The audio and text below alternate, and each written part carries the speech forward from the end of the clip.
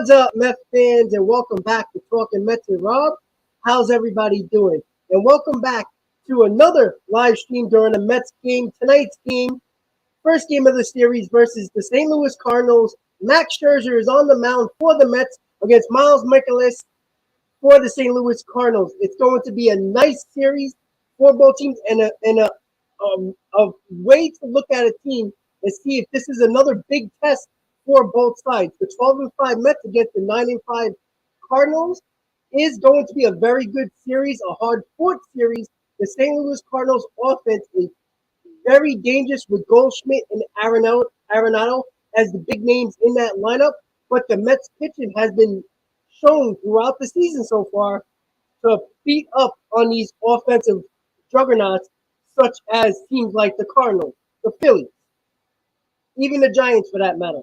So the Mets have a lot of ways to beat you in this series and during the season. Speed, pitching, manufacturing runs. Those are the three things that are probably going to be the keys to the game, to the series, once again, for the New York Mets. But when it comes to the St. Louis Cardinals, they are a very dangerous team, and they have ways to beat you. They can beat you with power. They have very good pitching. In this series alone, they got Mikolas, they got Hicks, and they got old Met Steven Matz that is going to be pitching against the Mets in this series for St. Louis. So the New York Mets have a challenge in this series. It's not going to be an easy series. It's one of the better teams in the National League Central, but the Mets always find a way, seemingly, to win games when they're not even hitting. And it was a good test in the Arizona series that we'll get to in a few seconds. When it comes to the Mets and the Cardinals, this series, to me, is the last series before all the craziness happens in the NL East. The Mets, sorry about that. Is the microphone a problem? Let me just make sure. Can you guys hear me?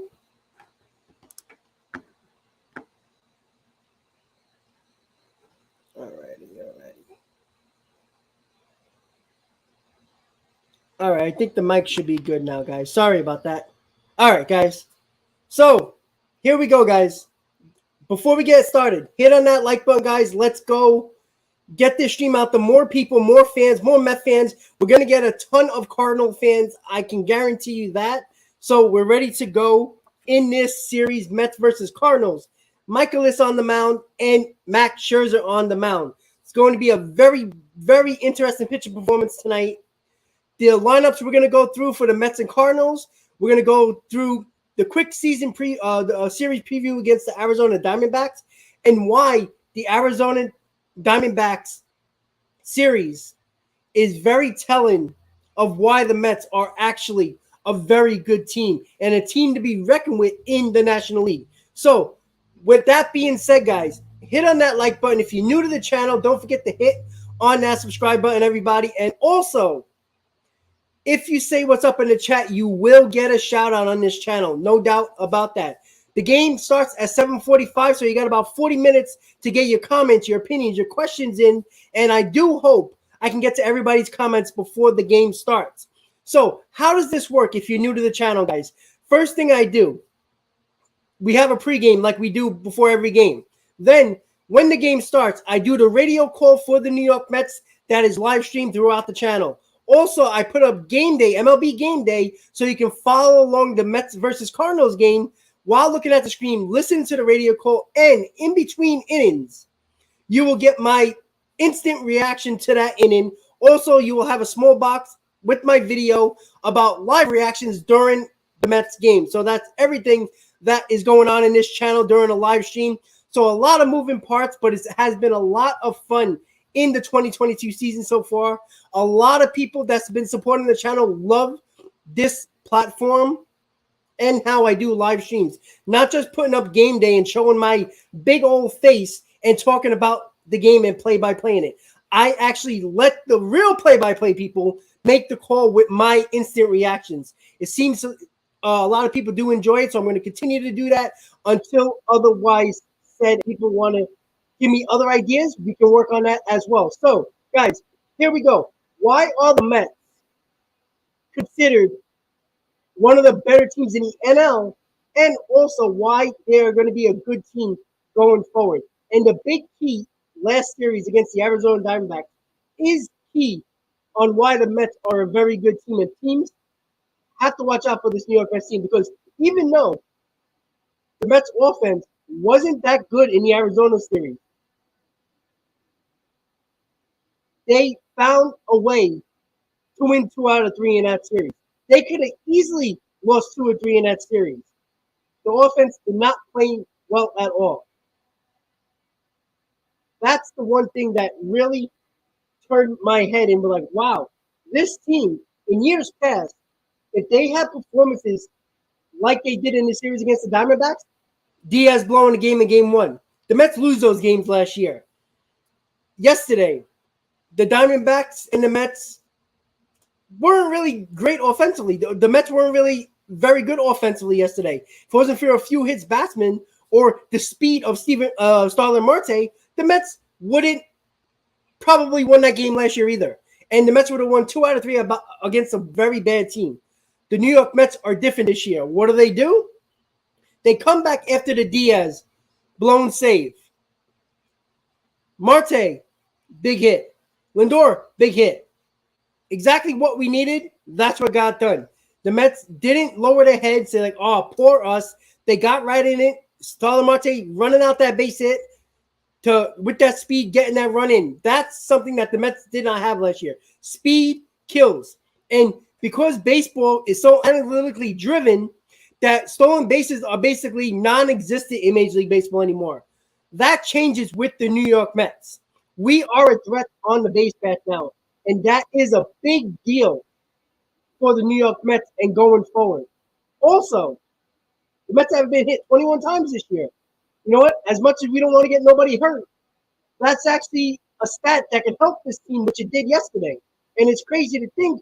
But one other thing that you saw in this series as well, 2 out RBIs. The Mets couldn't pay a player to get a RBI in 2 out situations last year. They are the best team in baseball in doing that this year. And that's going to continue because this team is a professional hitting team. They don't look for the long ball with 2 strikes. If there's a runner in scoring position, they have no problem hitting the ball the other way, getting that base hit, or a guy on third less than 2 outs getting that sac fly. That's exactly what a good team does. Prioritize team winning than individual accolades. That's a huge difference from years past when everybody was trying to be a star on their own. We don't have to go over the names. We know who they are. They're not on this team anymore. It was more about the individual than the team. This year, it is all about the team. You can give credit to Buck Showalter. You can give credit to Billy Apple. You can give credit to the veterans on this team, Marte, Escobar, Kana, guys like that. But it's a combination of everybody making this team feeling differently. When the Mets go down in the game, I expect for them to come back in the ball game. Even when they were down against the Giants in one game, even though they were down against the Diamondbacks in one game, I always felt like this team was going to come back and win.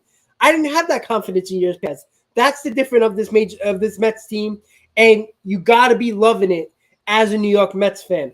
So when we go into this series, what are the 3 keys to the game for the New York Mets? And don't worry, guys. I see those comments flying in. I will get to almost everybody's comments, and I will shout everybody out in a second that says what's up in the chat. Keys to the game for the New York Mets. Number 1, speed. Speed is going to be a big deal in this series. You got the veteran Yadier Molina behind the plate with the Cardinals. I think you have to test him a little bit. He's not fleet of foot anymore. He's still got a great arm, but I think you have to test him and test his pitching staff with being aggressive on the base paths. Number 2, timely hitting, manufacturing runs. The Mets have done this all year, and they need to continue doing that in this series. Put the pressure on the St. Louis Cardinals. They got one of the better defensive infields in the league. You got to put pressure on them, even though they're great defensively. The Giants were great defensively too, but the Mets' speed and Mets putting the bat on the ball put pressure on defenses, And defense makes mistakes. No matter how good a defense is, they make mistakes when you put the ball in play. Number 3, continue with the excellent start and pitching. And this series, we got Scherzer, we got Bassett, and Carrasco in this series. 3 guys that can shut you down and shut down any lineup. I expect the Mets starters to do very well. Little concerned about the bullpen, but when your pitchers go 6 or 7 innings, it's less of a chance of the bullpen making big mistakes. So, the 2 guys on the mound today, Michaelis and Scherzer. Michaelis is the number 4 starter on the Cardinals depth chart. But as we're going to see in a second, as I share the screen right here, let me just move the like button. Don't forget, guys, to please hit on that like button. Michaelis has an under 2 ERA. He's looked very good in his starts. 1.76 to be exact. 13 strikeouts. 1-0. Very, very good pitcher. One of the guys that a couple of years ago, I was trying to get the Mets to make a trade for Harrison Bader and Michaelis at the time when things were happening with Jacob deGrom's injury. I really like Michaelis. He's going to cause problems for the New York Mets in this game. But that's why speed and manufacturing runs is key in this series, along with a couple of other series, but this series in particular. So Max Scherzer, 3-0, getting his ERA down little by little, is already at 2.50. Max Scherzer, we know what he's going to do. He's going to pitch quickly. He's going to make you beat him, and that's the best thing about Max Scherzer. He's a bulldog on the mound, and the whole team takes that onto the field when he is on the mound. So the next thing we're going to talk about is right over here, guys, the lineup for tonight and the Mets. I see people already talking about Cano. We will get to that in a second. So the lineup for tonight's games for the Mets and the St. Louis Cardinals. Who's in the lineup today, guys? Well, we're going to see right here. So here we go with my handy-dandy scorebook. For the New York Mets, we got Brandon Nimmo batting first, playing left field. Starlin Marte in right field, batting second. Francisco Lindor batting third, playing shortstop. Pete Alonso cleaning up, playing first base. Eduardo Escobar batting fifth, playing third base. 1 through 5. It's been that way for a little while now. I like this 1 through 5. No doubt about it. But here we have a little bit of a question. Robinson Cano batting sixth at DH. Once again, Robinson Cano is in the lineup. He's been in the lineup a lot. We all have problems with it. There's no doubt about that. Mark Canha playing left field, batting seventh. Jeff McNeil batting eighth, playing second base. And Tomas Nido is on the mound. It seems like the personal catcher for Max Scherzer, catching, batting ninth. So that is your Mets lineup. First, we're going to talk about the Mets lineup real quick. Robinson Cano. You got Dominic Smith. You know, as much as Buck Showalter talks about wanting to get these guys playing time, keep them fresh, he's played Robinson Cano way too much when you could expect Davis or Dominic Smith in that lineup as a DH. I don't understand it. Still leaving McNeil in the 8th spot makes no sense. I'd rather, if you want to put Robinson Cano in the lineup, bat him 8th. Please don't put him in the middle of this lineup. He's a freaking rally killer. We all know that. We all agree with that. Robinson Cano, I pray to any God you pray to, please cut Robinson Cano on May 1st. Get that toxic filled steroid user out of this Mets team. I don't care how popular he is in a clubhouse. He's a veteran guy. I don't give a damn. You know what I see? The stats on the scorecard. The stats that he has, and they're garbage. I don't care. He's late on fastball. The one home run he hit at Citi Field, he was so late on that ball, the flat part of the bat just happened to hit the ball, and he got a home run. He can't catch up the fastballs. He's terrible on breaking balls, swinging at balls in the dirt, not fleet of foot on the field. Luckily, he's only DHing today, but I'd rather see Dominic Smith and Davis get a chance at the offensive spot than Robinson Cano. Again, Buck Showalter is given every opportunity for Robinson Cano to show what he still has. My thing is, if they're showing him out as much as he is and playing him as much, my thing is maybe they want to see what he has in this month so they can make a decision on him on May 1st. Maybe. I don't know. But get him the hell out of here. Let's hope he's not a rally killer in this game or in this series. But put him in the middle of your lineup. I wouldn't be surprised if he will be a rally killer, but we have to wait and see. So that is your lineup for tonight, guys, for the New York Mets. For the St. Louis Cardinals, Tommy Edman playing second base, batting first. Paul Goldschmidt, the first baseman, batting second. Tyler O'Neill, left field, batting third. Nolan Arenado cleaning up, playing third base. Corey Dickinson is your DH, batting fifth. Dylan Carlson, right field, batting sixth. Edmundo Sosa, shortstop, batting seventh. Yadier Molina catching, batting eighth. And Harrison Bader, your center fielder, batting ninth. So those are your two lineups for tonight for both teams.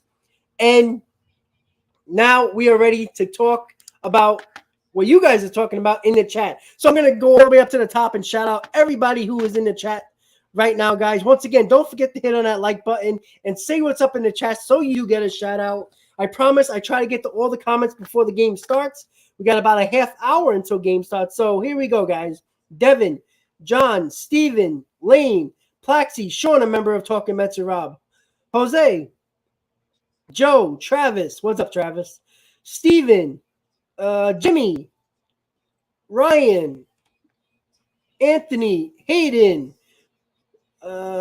Steve, another Steven, Ryan, Danny, Ryan, another Ryan, Johnny, Scoob. Up, there goes that my buddy there, right there, the Cardinals fan.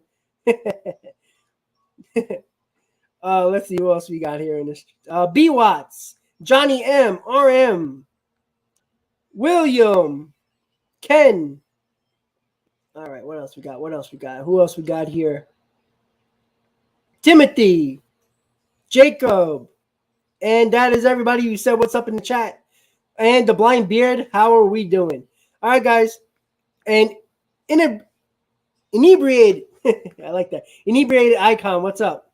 How you doing? So once again, guys, don't be afraid to say what's up in the chat. I don't care what team you root for, Mets, Cardinals, Yankees, Braves, Cubs. I don't really care. This is a free forum channel. I respect all baseball fans. Ever since the lockout and all the baseball fans came together, we guys came together as a whole, as baseball fans, to get that lockout over with and put the pressure on Major League Baseball and the players to get it done. Once again, guys, free form here. As long as you don't say anything sexist or racist, we are baseball fans. We talk crap to one another. That's why baseball and sports is so great. So feel free to speak your mind about your team. Root on your team. That's why we are here. I didn't start a channel to talk all about myself. This is a forum. This is a channel to hear your voices and not only my voices. That's why we're here, to root on our team, no matter who you root for. Even though this is a Mets channel, I respect diehard baseball fans, no matter who you root for. So, guys, let me see what you guys are saying in the chat. We got about a half hour until game time, so let me see if I can quickly go through this. And as you can see, I drank enough tea where my voice is back from yesterday. I sounded like a frog yesterday in the live stream. It was kind of terrible, and I did apologize to everybody who tuned in because it was terrible. I was having a hard time getting through the game, but you know what? I could have easily canceled the stream, but it was a lot of fun hanging in there. Steven says, hello, Rob. How are you doing? How is everything doing? LFGM, I'm doing good. Thank you so much. Travis Berg says, 12 wins. How about 13 today, Travis? What do you think? All right, Lane, what goes for the Mets at home next week versus the Phillies? They play the NL East a lot. Phillies, Braves, Phillies, Braves. It's going to be a crazy, crazy weekend or week. Excuse me, coming back at Citi Field with the Phillies and the Braves. Jimmy, unfortunately, I wish you could watch the whole game today and tomorrow. But you know what? We all got obligations, and it kind of sucks. I wish you could have enjoyed the games, but at least you can tune in here and at least get the listen of the game. All right, so I'm glad my mic is working at that point. I know we're a little bit behind in the the chat a little bit, but all right, guys. So there's a good question by Anthony. Did you hear anything about DeGrom's MRI injury today or MRI today? No. The only thing we heard was that they asked Buck Showalter questions regarding the MRI about Jacob DeGrom. He kind of like passed the bill to Epler, and some people took it as, it's not good news. He doesn't want to say something about it. let Epler deal with it. Well, the Mets are in St. Louis. Epler's in New York or Florida or wherever he might be, and DeGrom's getting the MRI probably in New York. So, excuse me, still a little bit under the weather, guys. Sorry. So when it comes to that, we don't really know. We know he had a CT scan early last week or late last week, and they got the MRI today. Again, I don't know if we're going to hear anything. Some people took it as bad news that Buck Showalter didn't want to say anything. I took it as Buck Showalter's in St. Louis. Until Epler tells him something, I don't think he really knew much and didn't want to put anything out there that would make a storyline. So I don't really care what is said at the moment, but we're waiting for the results. And let's hope that the results are he can be ready to start throwing again really fairly shortly, because as much as this starting pitching staff has been great, it can be even better with Jacob deGrom in this rotation. Hayden, LFGM, what's up?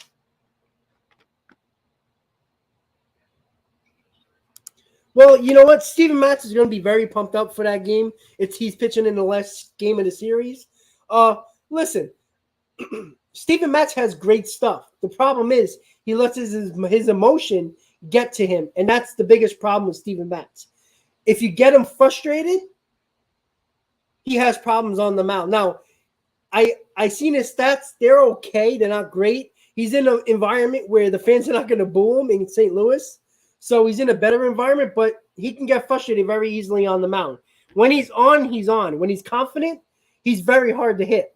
The Mets haven't hit lefties very well at all this season. So that might be a challenge. But again, you get him frustrated on the mound, you have a better chance of hitting him or not. Yeah, I see you with the Cano stuff, Ryan. I get it. I know. I really hope they're trying them out as much as possible in April to make a decision on May 1st. That's what I hope. Danny says, what's up, Rob? Love your channel. Thanks for posting this. Absolutely, Bunny. Anytime. Ryan Snack says, yo, what's up? Johnny says, the cap is tough, Rob. Thank you so much.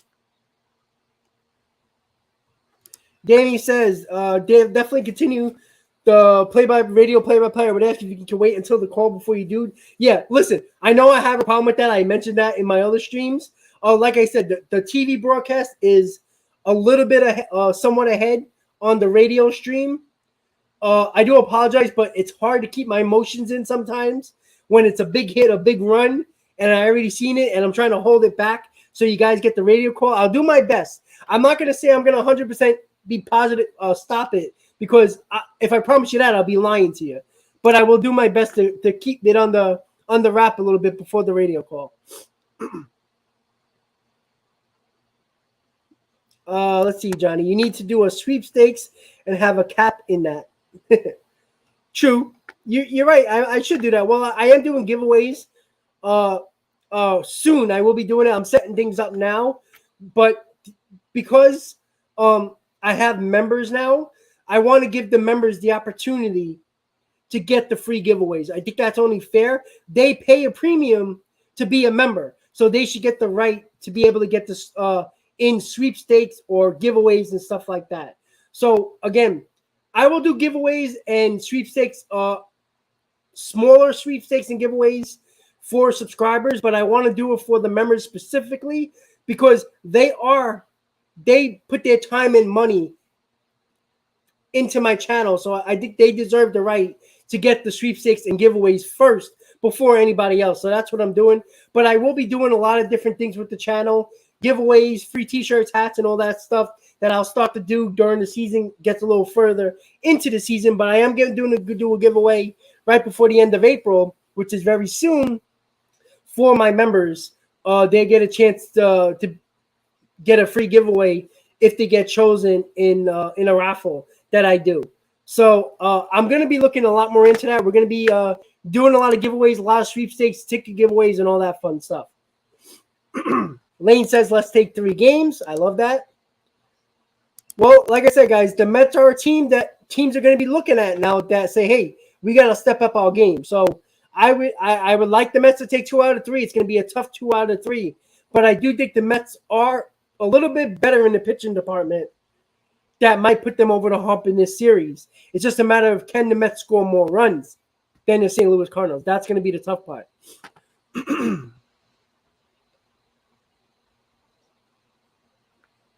There you go, Steven. Big dose of reality. B. Watts exactly timely hitting for this season. That's exactly what the Mets. That's exactly what the Mets have been doing. They've been doing it in all aspects. You know, a few games they've done it with the power. A few games they did it with the stolen bases. A few games or speed. A few games they've been doing it by manufacturing runs. Like yesterday, they didn't hit a lot of balls. They didn't hit a lot of. They got 10 hits, but it was sporadic 10 hits. They put their body on the line to get it hit by batsmen. Speed with Marte. Mets manufacture those runs that way. That's what the Mets got to continue to do. Excuse me. What kind of cap is that, Rob? It's a Mets home plate hat. I got it at Citi Field. When I went there on opening day. Pretty cool hat. It's a fitted. Even though I'm very popular with snapbacks, I like fitteds every now and then.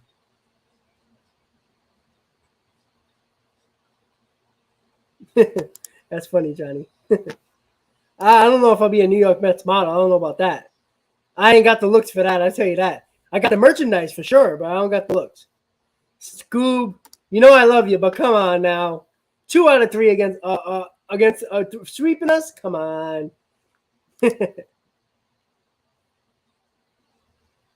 William says, my favorite Mets channel on YouTube, especially your live stream. Thank you for your content and passion. Absolutely, buddy. I really do appreciate you tuning in. You know, my passion is real. It's just that I happen to have a camera in front of me at this moment.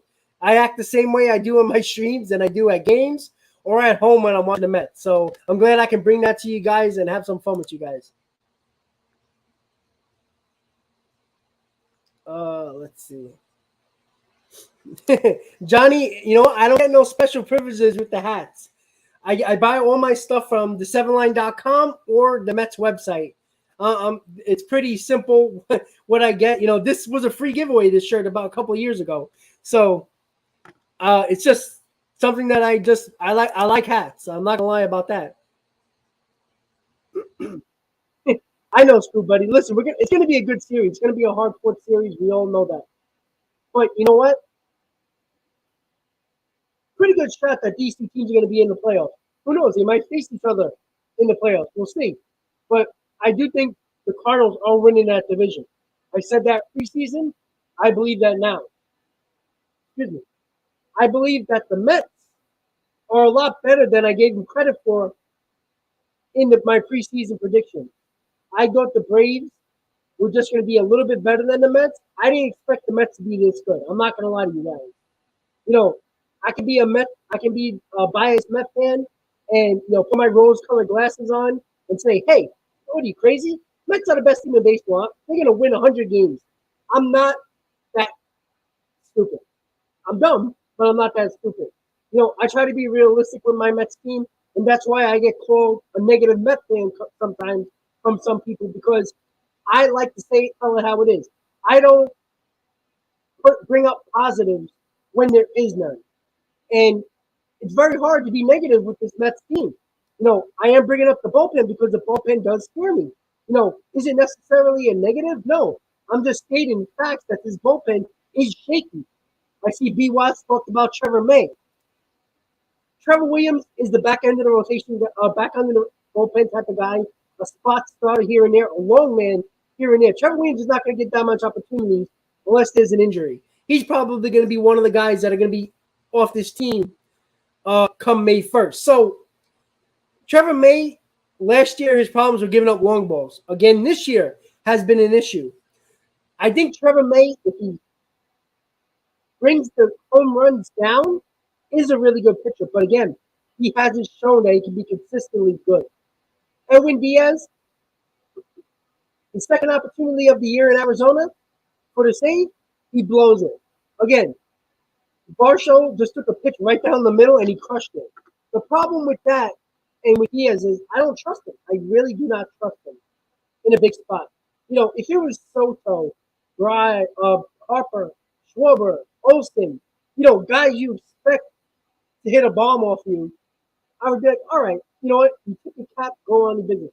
But you can't have Varsho hitting a game-tying home run against you after you mowed down and made the other two batters prior to our show look stupid with your sliders and fastball. It's just something that I can't stand. And then you can say, Rob, listen, go across the league. How many Crozes don't blow games? There's not haters anymore in the world, or Mariano Rivera's or guys like that. But there's times when you need your closer to step up. You know what that Diaz blown save did was make Lugo pitch in that game. Now, granted, it helped us that our pitchers were able to go, or McGill yesterday was able to go past 6 innings or past 5 innings, which helped the bullpen. But that Diaz game 1 blown save hurt us because we had to use an extra pitcher, knowing that we had a bullpen game the next day with Trevor Williams starting. That's the problem that I have with this bullpen. This bullpen does scare me. Odd sheet, absolutely. Will be pitching tonight. Can McNeil 8? I understand that. I don't know. I need McNeil up in this lineup a little bit. I'd rather him bat 6th behind Escobar. I think that lineup will look a lot better. But McNeil's been playing very well in that 8 spot, so I guess Buck don't want to mess with that too much, I guess. Excuse me, guys. And we need to jump on Scherzer early or we're in trouble. Agree. Any great pitcher. I talked about that yesterday in the stream about Bumgarner. The Mets had to get to him early. They got 1 run early. But after he got into the groove, the Mets couldn't touch him. That was the problem right there. And any good pitcher, you want to get to them early. They might not have their stuff right away. Got to get in the groove a little bit. And, Scherzer's up there in age. Might take him a little inning or two to get going. But that's what the Cardinals have to do. And one reason why, look, I love the Mets at home. I love Citi Field. But I love when the Mets are on the road. One reason. They get the bat first in the top of the first. I love that. You could always be the table setter. You can already put pressure on the team scoring runs early. That's what I love.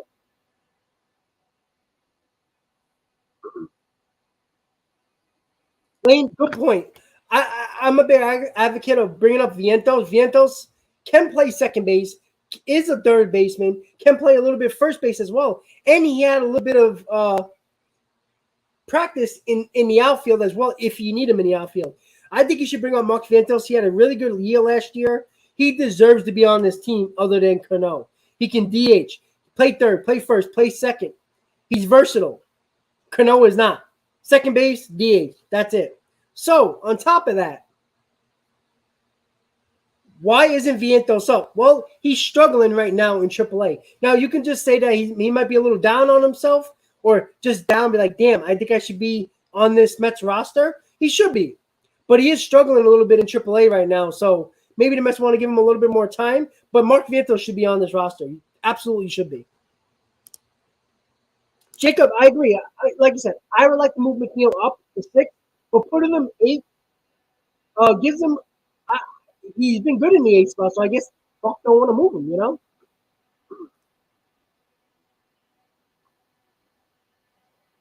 right, guys, I'm just trying to go through it really quickly because we only got 10 minutes left.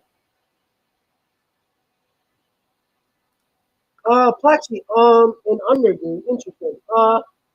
I haven't looked at the odds today, honestly, Plaxi, but I'm assuming it's probably like 6.5. Over under. I would go over in this game only because I think Scherzer's not going to give up a lot of runs, but Michaelis can give up runs here. I would go over. Honestly, I would go over. Yeah, we don't have Pujols in the lineup today. Uh, I'm glad because I feel like Pujols will probably kill the Mets. Molina is always a pain in the ass for the Mets, so I wouldn't be surprised if he gets a couple of hits. But Goldschmidt and Arenado, you got to keep them. You got to keep a chain on those guys because if you don't, we're in trouble. But you got guys like O'Neill who I really like. I'm a big fan of Harrison Bader. I know he's more of a defensive whiz than an actual good offensive player, but he scares me as well. Colonel's got a few guys in that line that scare me.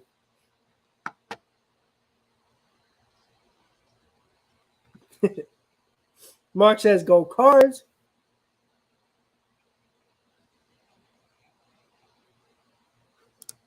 Yeah, I was going to talk about it, but since you brought it up, Robert, about Angel Hernandez, Kyle Schwarber was right. I don't know if everybody saw that video of him speaking. He says, "You are terrible on both sides. You are terrible." He missed 18 calls, strikes in that game that he either called a strike or a ball. That's bad. The problem with that is that he has a very good union. You know, he already put up a lawsuit with Major League Baseball when they tried to fire him because he brought up race issues or racism towards Major League Baseball. And, you know, Major League Baseball, he's basically untouchable. My problem with that is that when a player doesn't do well, they get sent to the minor leagues or they get benched. These umpires are basically untouchable. And I honestly think they should have a system where if you have bad percentage of fastball or excuse me, strikes or balls, and you have a bad umpire, and your statistics show you're bad and missing balls or strikes, you should be sent down to the minors and work on your skill because that's what it is. It's the skill. In my opinion, this has nothing to do with Angel Hernandez's skills. I think he can tell fastball or a strike or a ball. My thing is, I think he needs to be a center of attention. I think when the game's going a little bit longer, you're going to get a few inches off the plate here and there. In extra inning games, we've seen it. He would call guys out when they're safe and safe when they're out, or guys out when they're safe because he wants to speed up the game and get it over with. That's the problem. He is basically screwing games up and fixing games for that matter, making bad calls. That's a problem.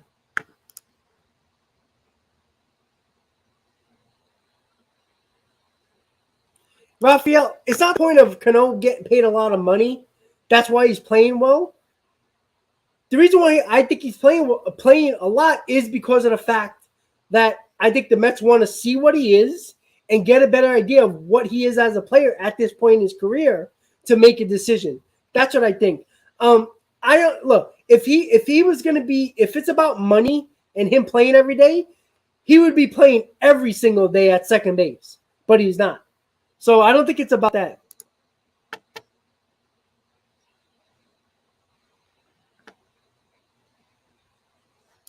There you go, director. There you go, guys. Hit on that like button. Don't forget, guys. We got nearly 100 people in the stream before the game, about 6-7 minutes before the game starts. So once again, guys, in about a couple of minutes, I will be putting on the radio call for the Mets radio broadcast during the game and game day up there. So once again, guys, don't forget to hit on that like button, guys. Let's get that stream out to more Mets fans, more baseball fans, so we can hang out during this watch party and watch the Mets get a victory. Sorry, Scoob. I understand. But let's go. Let's go right here, guys. Mets fans, Mets channel. We got to root on our team. Blind Beard, no, I do not. I'm off again today.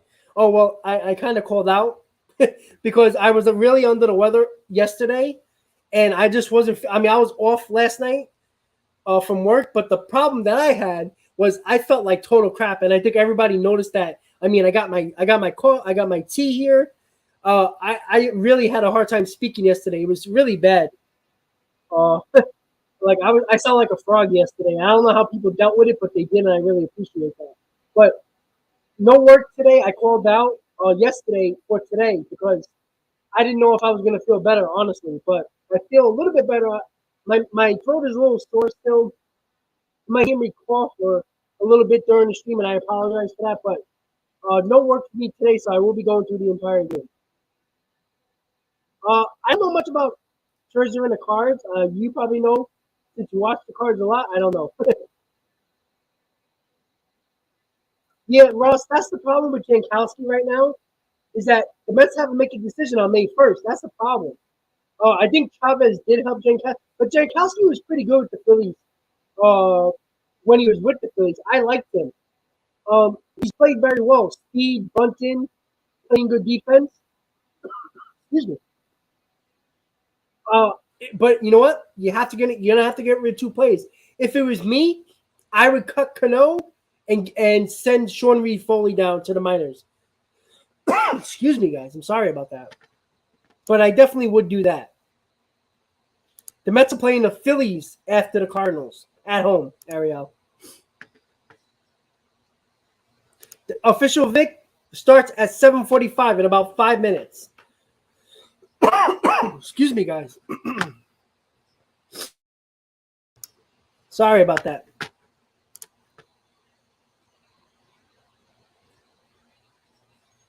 All right, guys. I'm just going through the comments really quick. We only got 5 minutes, so I'm just really checking. I'm sorry about that. If I can't see everybody. All right, just going through. Ryan, Angel and Ez have been doing that with games for sure. All right, guys. So I got through most of the comments. I'm sorry if I couldn't get to everybody, but I see you guys. Unconscious popped in. Toucan, football, Ethan, James, Michael. What's up, guys? No meaty. What's up, guys? Thank you guys for tuning in. So I'm gonna put up the radio call just now, guys, and put up game day for everybody so we can get started for Mets versus Cardinals watch party. So let's go, Mets, guys. Let's see if the Mets can win another series. It'll be the 6th series win if they can get it done against the Cardinals. So let's hope we get it done, and the Mets can continue their dominance of the season going back home after this Cardinals series. So let me put up game day for everybody so we can get ready. Let me just fix it really quick for everybody, and we'll be ready to go for Mets versus Cardinals. Let's go, guys. Very good series on the horizon for us, and for both sides for that matter. All right, guys. So that's what you're looking at right here. If you're new to the channel, get your game day up. We'll have our radio call in a little bit. I'm just going to put on the game. Please, I'm going to mute my mic. Sorry about that, guys. All right, guys. So here we go. Once again, guys, I will try to get to your comments during the game. It will be a little difficult because the commercials end pretty quickly, but I'll do my best. But here we are, guys. Mets versus Cardinals. I'm going to set up the radio call right now for everybody so we can enjoy the Mets versus Cardinals radio broadcast. Just give me a second. Let me just pull it up.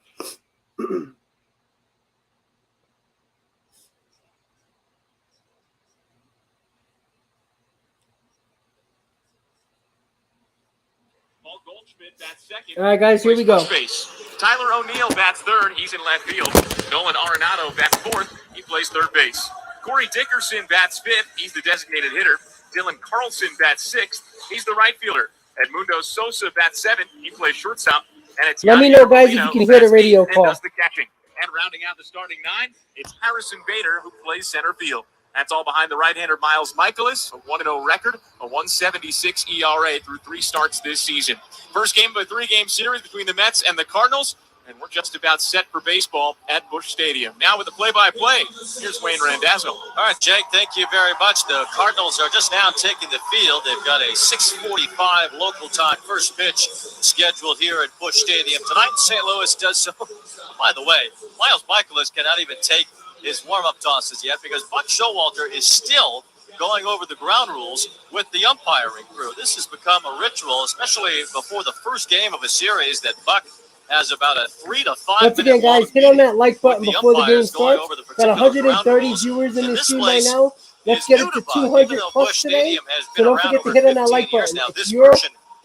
It's all about you guys hitting on that like button to get more people on that stream. So let's get it done, guys. He said that earlier because he was with Waiting for the Texas game to Rangers when start. this place was built. He had a long stint as manager of the Orioles. So I thought it could be just one of those times, you know, where a manager or a player might misremember Buck certain never misses events, a detail. but it's Wants to know not the everything. case. Love Buck it. Showalter really has never managed here until tonight. The Orioles played the Cardinals 3 times in interleague play. Chandler, Buck was the unfortunately, I manager of can't show Baltimore, the and game all three because of times the copyright Cardinals issues, went to but I can Camden only play the Yards. radio Orioles call never came here with game day to up. Busch Sorry about Stadium that. for whatever reason. A scheduling quirk that will no longer happen once the And new it is a very interleague good rules Mets form next season. lineup today. You will visit an American League ballpark in the Mets case Walker might be either in that one odd year man or out. the next. So Out. every other But we year, have the to see Mets if the will ground see plays back this. We every don't know. ballpark in the We got to American wait for the League and MRI to vice come back versa. hopefully good. So that will be a new trend No problem, that Chandler. begins in 2023. So Buck Showalter will have no more gray areas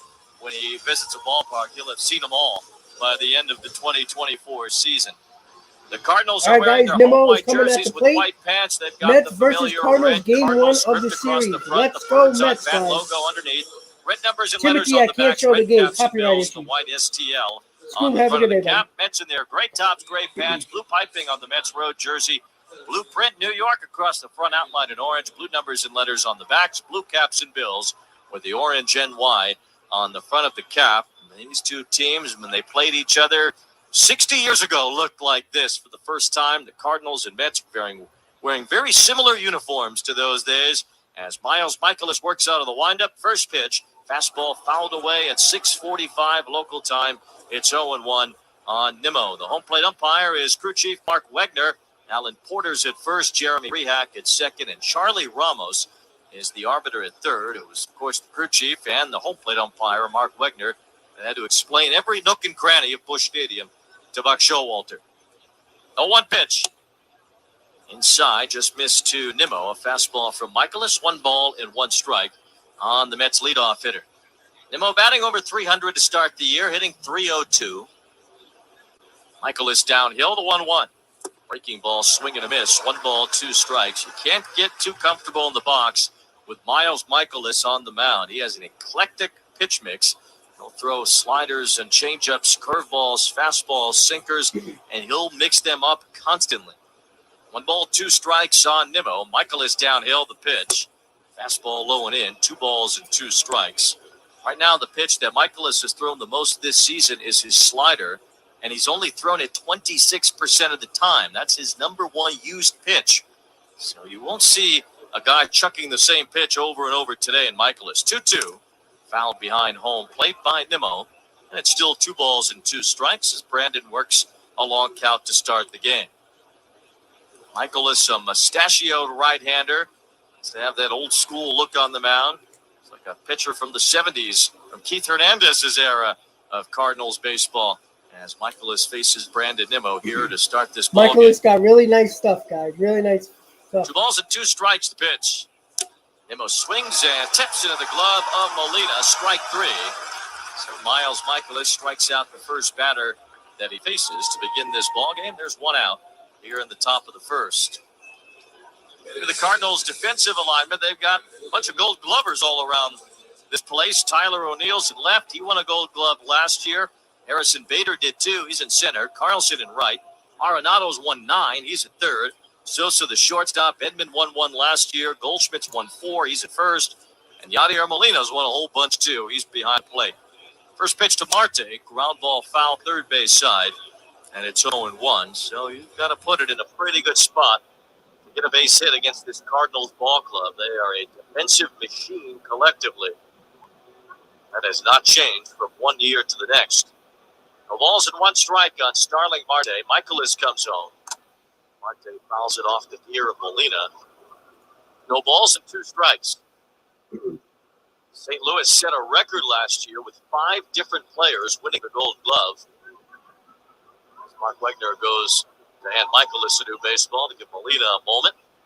Ball hit Yachty right in the front of the mask, right dead center between the eyes of his mask. No balls and 2 strikes on Marte. Molina actually did win the Gold Glove last year. Jacob Stallings, now with the Marlins, was the catcher's Gold Glove winner in the National League last season. The balls and 2 strikes, Michaelis deals. Fastball ripped toward third, caught by Arenado. Right to the chest of Arenado, a step to his right, made a backhanded catch. And the 9-time Gold Glove winner I agree, Ken. that. 2 Nimmo is down striking out a lot here more. At the top of the first. His plate discipline hasn't been as good as it was in years Those 9 past. Gold Gloves for Arenado are the 3rd most ever by a 3rd baseman. The National League record is 10. Mike Schmidt won 10 Gold Gloves Nolan Arenado, who has won the Gold Glove in each year of his career, will aim for number 10 this season. Francisco Lindor has Gold Glove capabilities. He bats left-handed here against Michaelis. First pitch, breaking ball outside, ball one. Lindor actually led the National League in outs above average last year. StatCast puts that together to determine who has the best range, really. The 1-0 is high, 2 balls and no strikes. Outs above average, consider expected batting average and what's a routine play and what's not. And Lindor made more plays that weren't routine than any defensive player in the National League. The 2-0. Lindor pops it up toward first. Goldschmidt backs up to the outfield. Edmonds behind him calling for it. The second baseman, Edmund, makes. All right, guys, so we're going to the bottom of the first. Mets went 1-2-3 in the top of the first. Michaelis is going to be tough. He got a nasty curveball. His slide is very good. And he likes to raise that fastball letter high to make his strikeout pitch. So he's a really good pitcher. Nimmo looked a little lost at the plate in that at bat. Marte hit it not somewhat hard right to Arenado, and Lindor popped up. So we're going to the bottom of the first. No score. Mets versus Cardinals. Once again, guys, don't forget to hit on that like button. And if you're new to the channel, say what's up in the chat and hit on that subscribe button, man.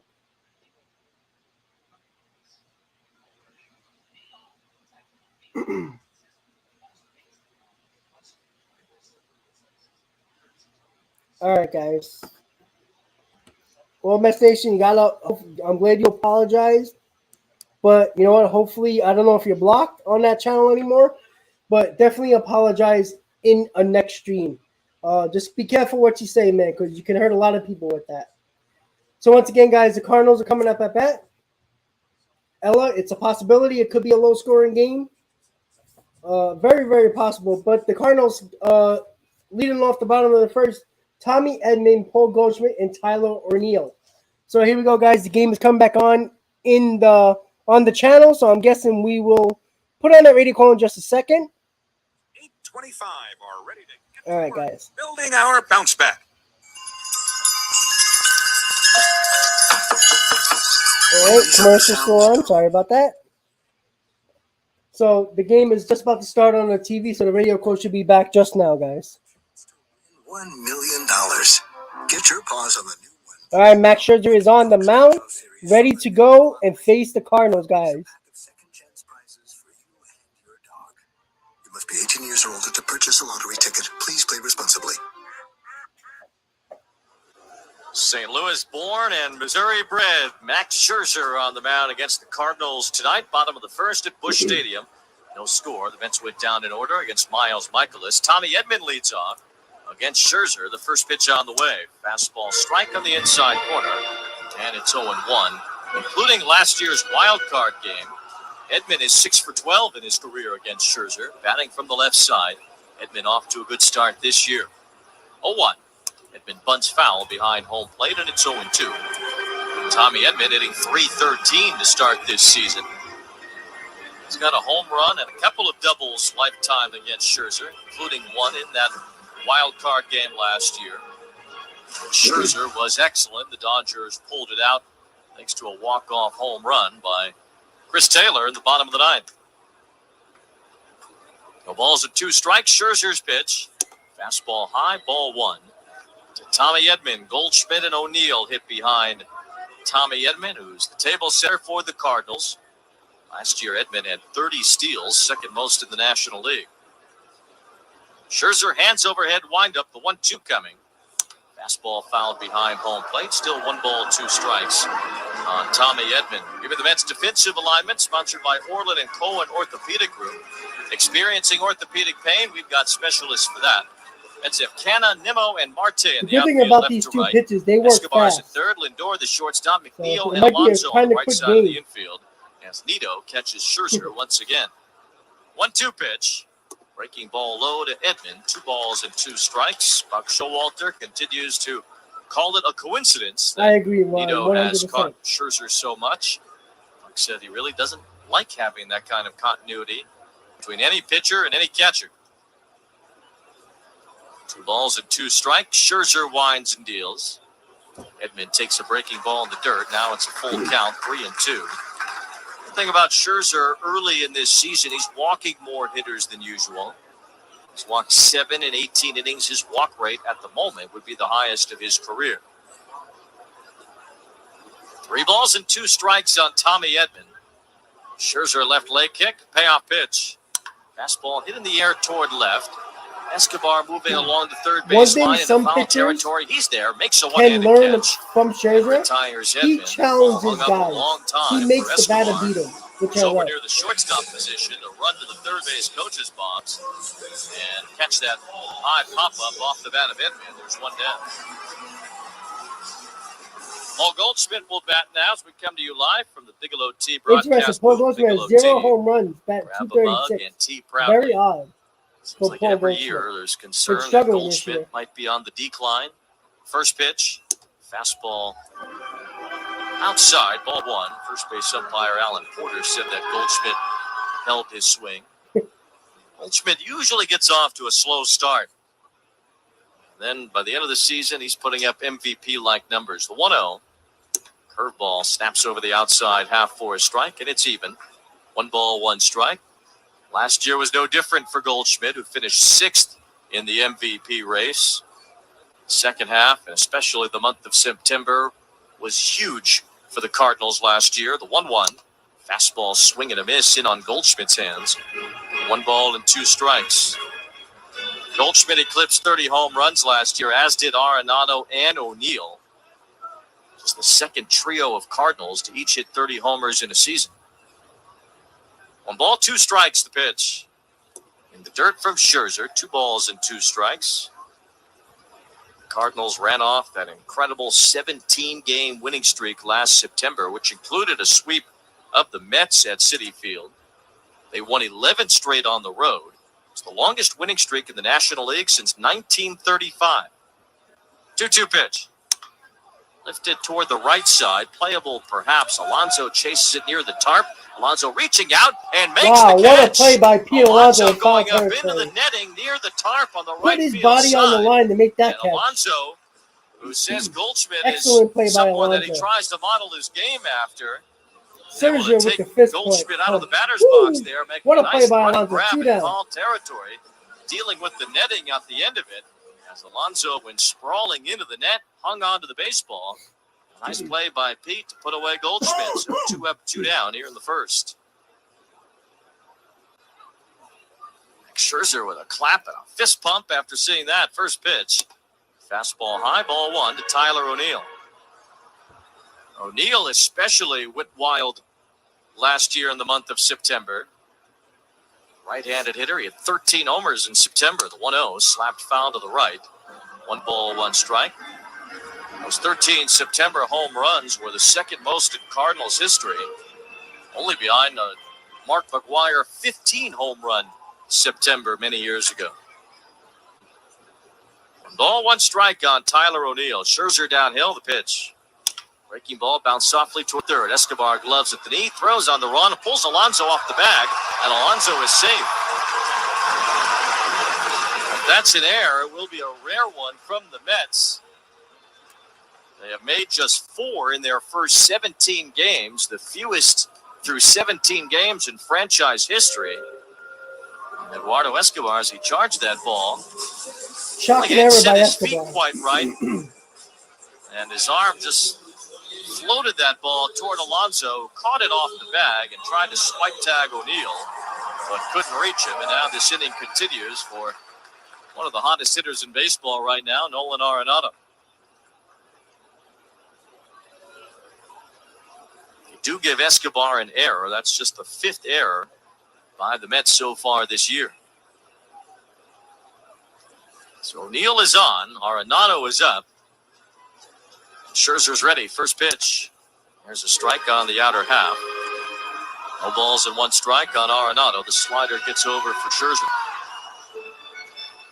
Arenado is hitting everything in sight. His OPS is over 1,100 right now. Batting average 364. The former Rocky, the 0-1. A little bit low. 1 ball, 1 strike. Arenado had a decent year last year. 34 homers, 105 RBIs, but he wasn't fully satisfied with the season he had. His first with St. Louis. So he went wild working out during the offseason. Lars Nootbaar said he was obsessed. 1-1. Arenado drives one toward right center. Marte got a good jump, gets over, makes the catch. All right, guys. So Scherzer got out of that inning after the error by Escobar. Getting Arenado to fly out the right field. So we're going to the top of the second. No score through the first inning. The Mets have up Alonso, Escobar, and Robinson Cano. So Max Scherzer, what he does best, when he gets into a little bit of, gets an error there, he doesn't get it discouraged, goes right after Arenado and makes him fly out the right field. Again, the way Michaelis is pitching and Scherzer, as fast as they pitch, this might be a 2-hour and 50-minute game, maybe 2 hours and 40 minutes. Doing a little bit of old school baseball here, but we will see. Kobe, I agree. Alonso and Escobar needs to start waking up a little bit. Alonso has been struggling, but his last at bat yesterday, he hit the ball hard to left field, which is nice to see. Maybe that will get him going. But Escobar got to get going as well. He's been walking a lot more than he has in his career with Escobar. But again, this offense has been pretty good. But Escobar does need to get a little bit more offense. He's been taking a lot of walks so far this year. But we need him to be a playmaker as well.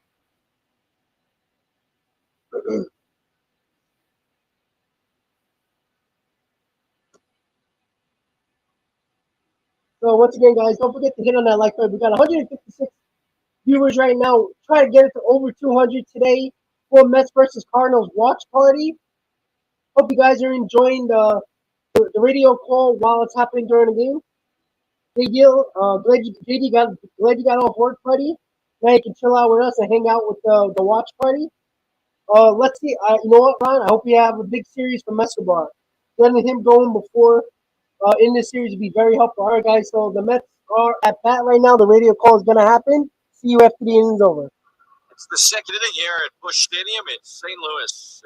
Pete Alonso leads things off against Miles Michaelis. No score between the Mets and the Cardinals, opening up this 3-game series with these two old division rivals. This pitch on the way from Michaelis to the dirt. Ball 1 to Pete, who has 3 home runs, 16 RBIs. Field over shifted to the left for Alonso, as we typically see for him. The outfield pretty deep, too. Michaelis deals 1-0. I love Michaelis' breaking curveball. Ball strike. It's 1 ball, 1 strike on Pete. Division rivals had some wars in the 80s, 1985 specifically. Mets wiped them out in 86. The 1-1. Curve is in there for a strike. 1 ball, 2 strikes on Alonso.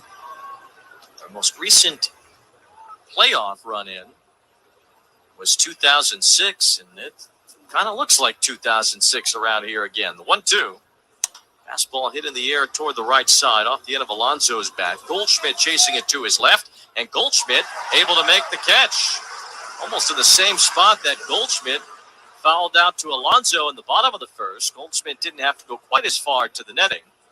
But he makes the play to retire Alonso on a foul out. There's 1 away here in the second. But Jake, you said you started really digging into Mets baseball around 2004, so you hate these guys, right? I mean, 2006 was just a couple of years later. Heartbreaker.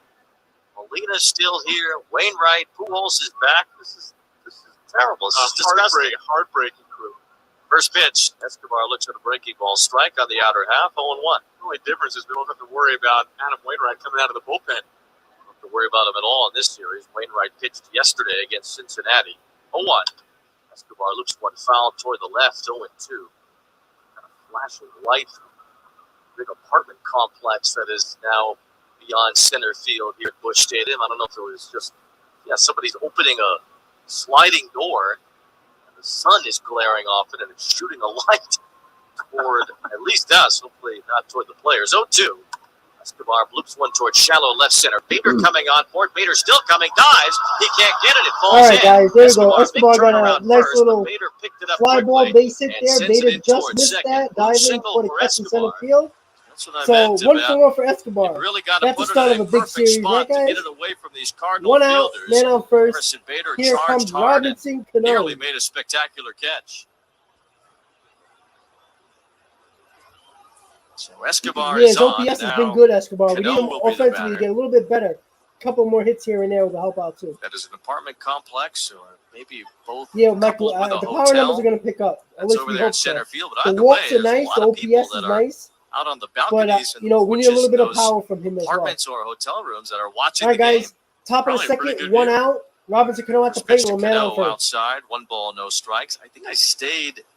If I stayed there, or I think I had to have stayed there when I came here last October for Cardinals and Cubs.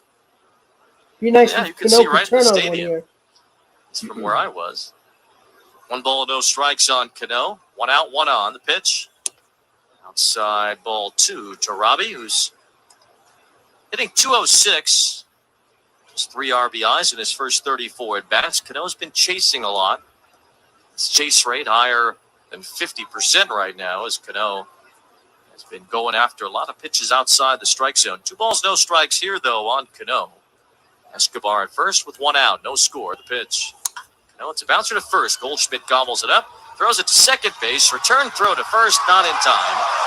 Cano safe on a fielder's choice. Goldschmidt to Sosa for the out at second. With 2 outs, Mark Canha will be the batter. This scoreboard update brought to you by your local Honda dealers. Contact one for a great deal today. The reigning Cy Young winner in the National League, Corbin Burns, is throwing the ball well against San Francisco. As the Brewers have a 1-0 lead So I in the believe the 6th. Cardinals are Burns challenging has the struck call. out 8. He's allowed just 1 hit. Phillies lead Colorado 3-2 in the 4th. they're Angel not. Hernandez So, again, nowhere to be 2-0 found today count, a after soft Kyle ground ball to Schwarber first base. So, screamed Mark in his Canha's up face. for 2 outs. I got Cano on At first. the end of the Sunday night game yesterday when the Phillies played the Brewers, and Angel missed about 50 calls during And that Mark game. Canha is up at the Finally, plate, in the guys. bottom of the 9th, Schwarber was rung up, and he had it. Slammed his bat, slammed his helmet. Made a big demonstration of how poorly Angel was calling pitches for both teams all night. First pitch to Canha. It hit him. Another hit Canha's the batsman. all-time Oakland A's leader in being hit by a pitch. Michaelis' first pitch got Canha on the All right, left guys. arm. So First and Mark Canha's second, man in aboard. scoring position with Cano 2 goes outs. to second. Jeff McNeil at the plate. Let's see if 2 on and 2 McNeil out can as get Jeff this McNeil run will bat. home from second. You can add another hit by pitch to the tally, too, early on this season. It's incredible. Mets have now been hit by 15 pitches. Mark Canha hit for the second time. Jeff McNeil will bat here. McNeil's been hit by a lot of pitches over the years, too. He's got a chance to give the Mets the lead. No score in the second. Runners on first and second with 2 outs.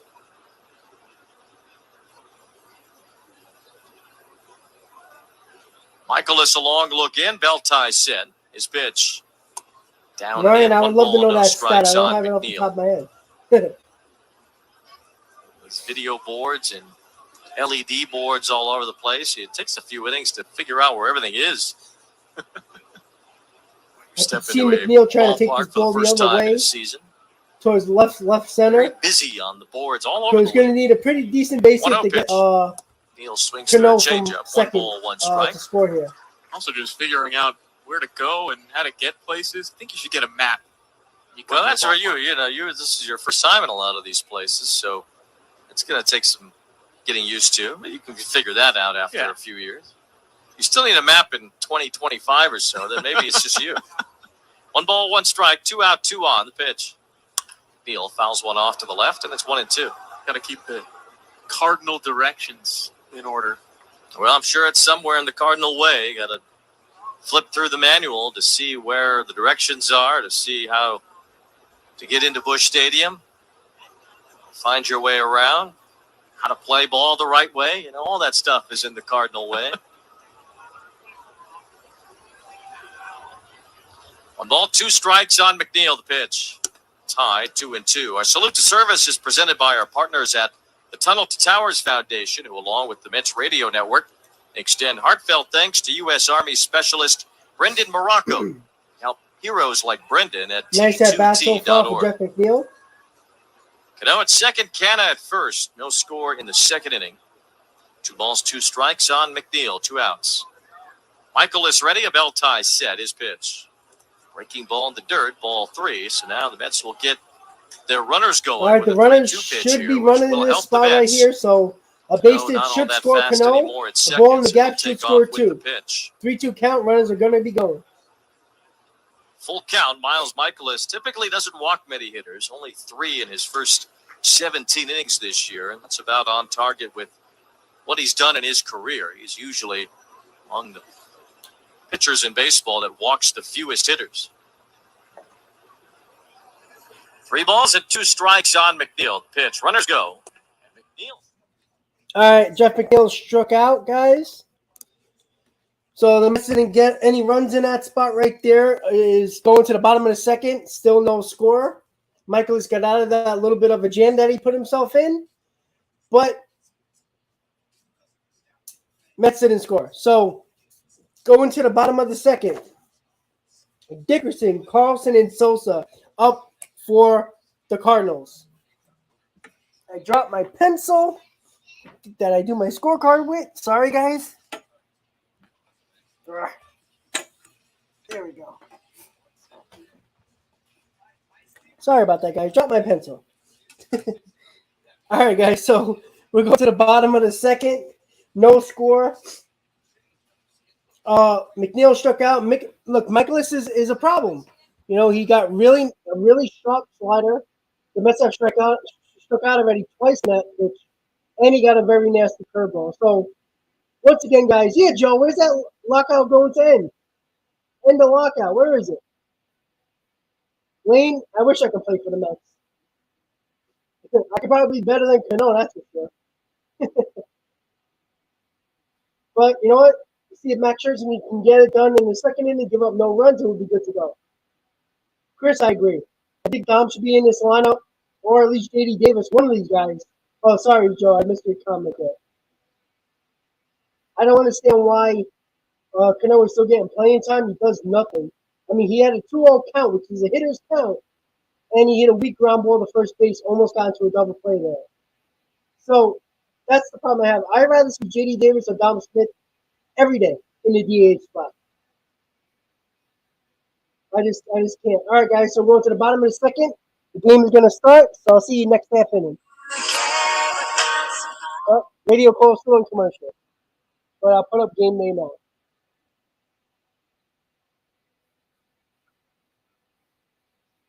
St. Louis, as Mets-Cardinals are scoreless. Max Scherzer facing left-handed hitting Corey Dickerson to lead off. First pitch, fastball high, ball 1. Dickerson is a left-handed veteran. Cardinals picked up to be part of their DH platoon. The other side of that platoon is Albert Pujols. Scherzer's 1-0. Dickerson looks at a strike at the knees, 1-1. I talked to Max a little bit yesterday. Oh, he's from St. Louis. He grew up a Cardinals fan, but he's been in the league a long time now. So I asked if he still gets any butterflies pitching at Busch Stadium. 1-1.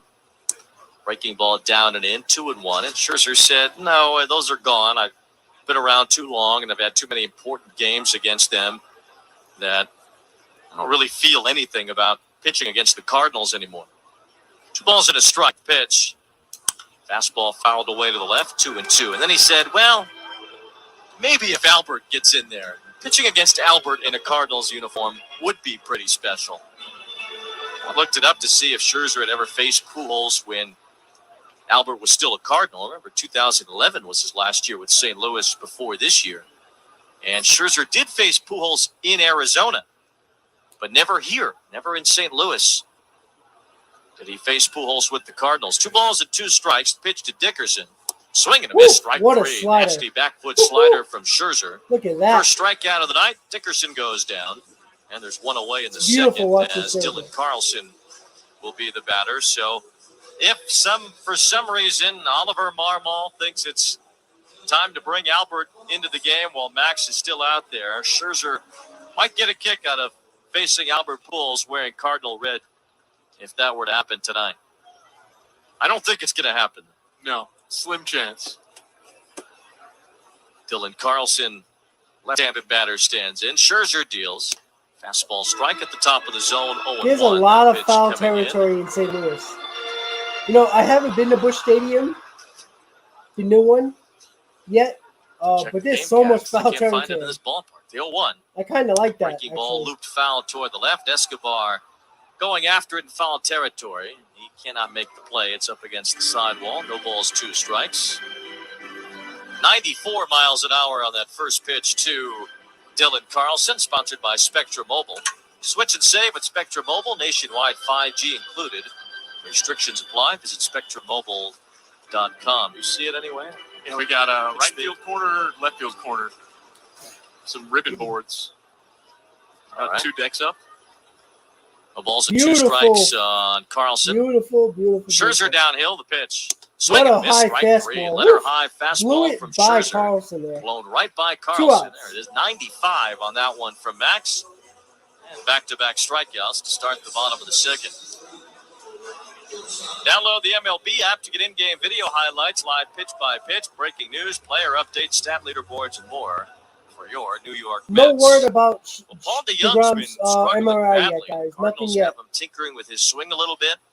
So the Cardinals gave him yesterday off and today off to try to just take VP and get to know his swing again. First pitch to Sosa, swing and a miss on a slider. I don't think that stayed DeGrom up is and done. in. No balls, That's 1 not the strike. type of So injury it's to have it be done. Sosa instead of DeYoung. Of course, DeYoung has been a Met killer in his brief career. 0-1 to Sosa. That's hit in the air toward the right field line. Starling Marte chasing after it. May have a play near the sidewall. He runs out of room. And he leaps over a little bit after the fact. No balls, 2 strikes on Edmundo Sosa. That was playful over there. Thinking he might have had it if there wasn't a big wall and a net, stands and fans in his way. Yeah, if you take out all those elements, probably would have had it. Right. But not to be for Marte. So Scherzer with a chance to strike out the side. 2 strikes, 2 outs. The 0-2 pitch on the way. Swing and a miss. Woo! Strikes out the side. What a nice performance by Max Scherzer in that second inning. 1, 2, 3, 3 strikeouts in a row. Scherzer is on his game once again.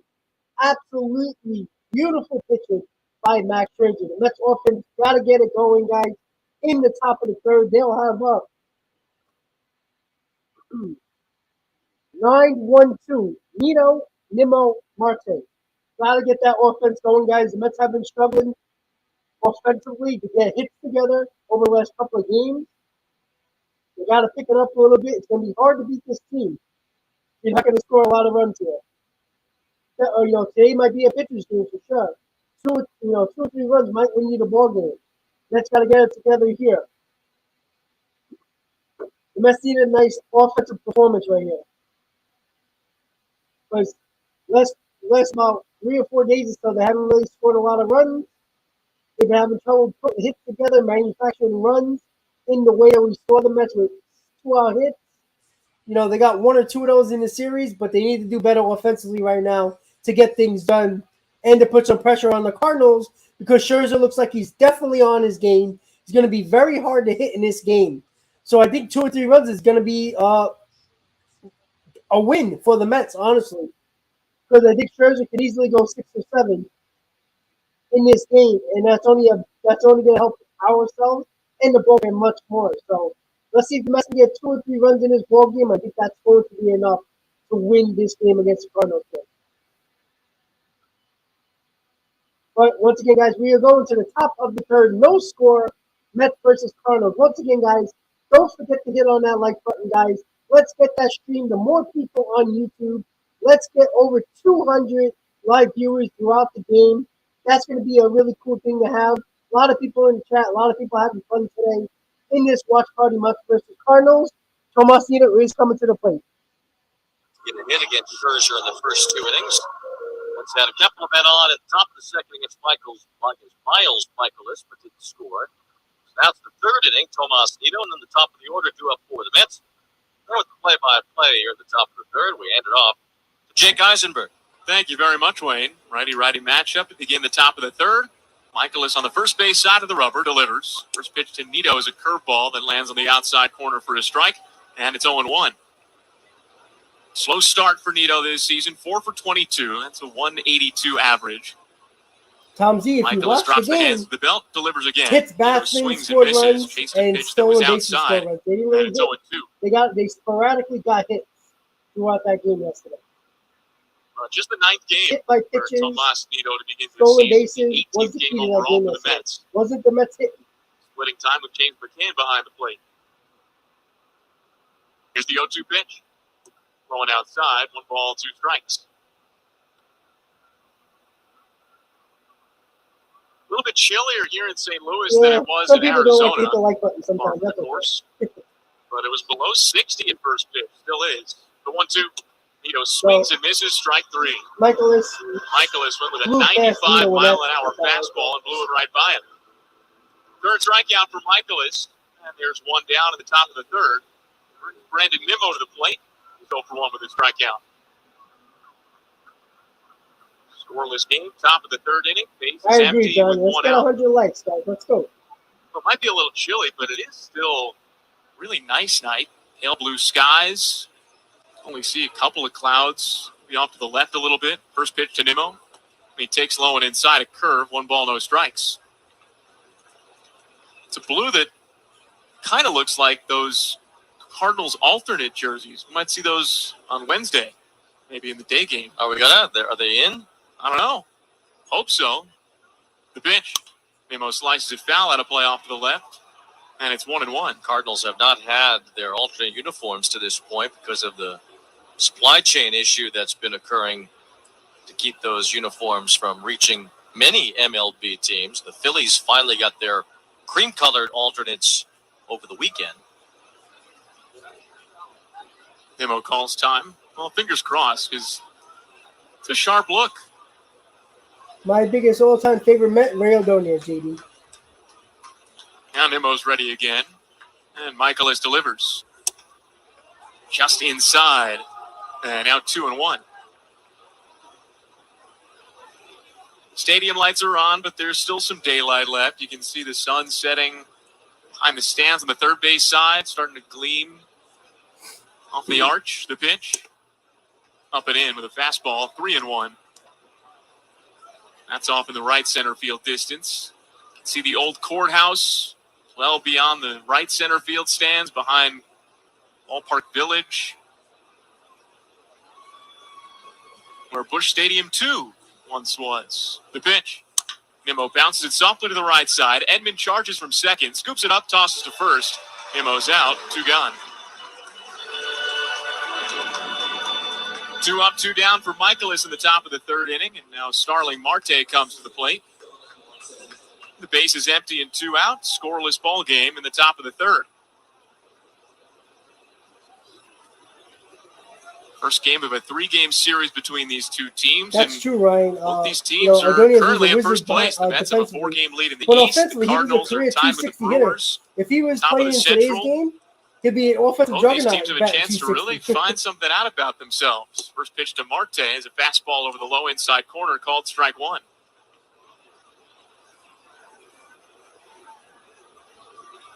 Cardinals are coming back to Busch Stadium after a road trip where they faced the Marlins, took on the Reds. Here's the 0-1. Marte slices it in the air, fairly deep right center field. Carlson sprints back into the gap. Now backpedaling onto the warning track, he makes the catch. All right, guys, so the Mets went 1-2-3 in the 3rd. Didn't score any runs there. Cardinals are coming up in the bottom of the 3rd. Still no score in this game so far. Max Scherzer and Michaelis are pitching very well. Pitching duel at the moment right now. The game's going rather quickly. Barely 40 minutes into the game, and it's already the bottom of the 3rd. Really, really quick innings from both pitchers. The offense, both sides having problems with the pitchers at the moment. The Cardinals have 8-9-1. Molina, Bader, and Edman coming up for the bottom of the 3rd. Scherzer has been pitching well. Struck out the side the last inning and see if he can do some more damage going into the bottom of the 3rd with no score right now. Again, once again, guys, the Mets offense hasn't been doing much over the last couple of games, even though they scored 6 runs yesterday. And in game 1, they scored 6 runs as well. You know, game 1 was a little bit better offensively, but the last 2 games, they struggled a little bit. You know, if it wasn't for the hit batsman and the speed of Marte and taking extra bases, they haven't really been putting a couple of hits together to score runs like they've been doing earlier in the beginning of the season. They have been scoring runs, but it's been on defensive mistakes, bad throws by the catcher, stolen bases, hits fast, and that's what they have been doing over the last couple of games. The Mets offense haven't been stringing a lot of hits together over the last couple of games, and it's a little bit worrisome since you did play Arizona, but right now, you see it right now, they're not really stringing hits together. They get a guy on first, they really don't do anything much right now. Because at the moment, it's a pitcher's duel right now. Like I said, I think 2 or 3 runs is probably going to win the ball game for either side. But right now, guys, Mets, Cardinals, no score going to the bottom of the third. Max Scherzer struck out the side. Last inning, let's see what he can do here. Game is back on. Back at Busch Stadium, it's the bottom of the third inning. Scoreless game between the Mets and the Cardinals. And a loud ovation here for Yadier Molina, who leads off the bottom of the third for St. Louis against the righty Max Scherzer. Into the windup, and the first pitch to Molina. He rolls it foul third base side, 0-1. We're coming to you live from the Bigelow Tea broadcast booth. Bigelow Tea, grab a mug and tea proudly.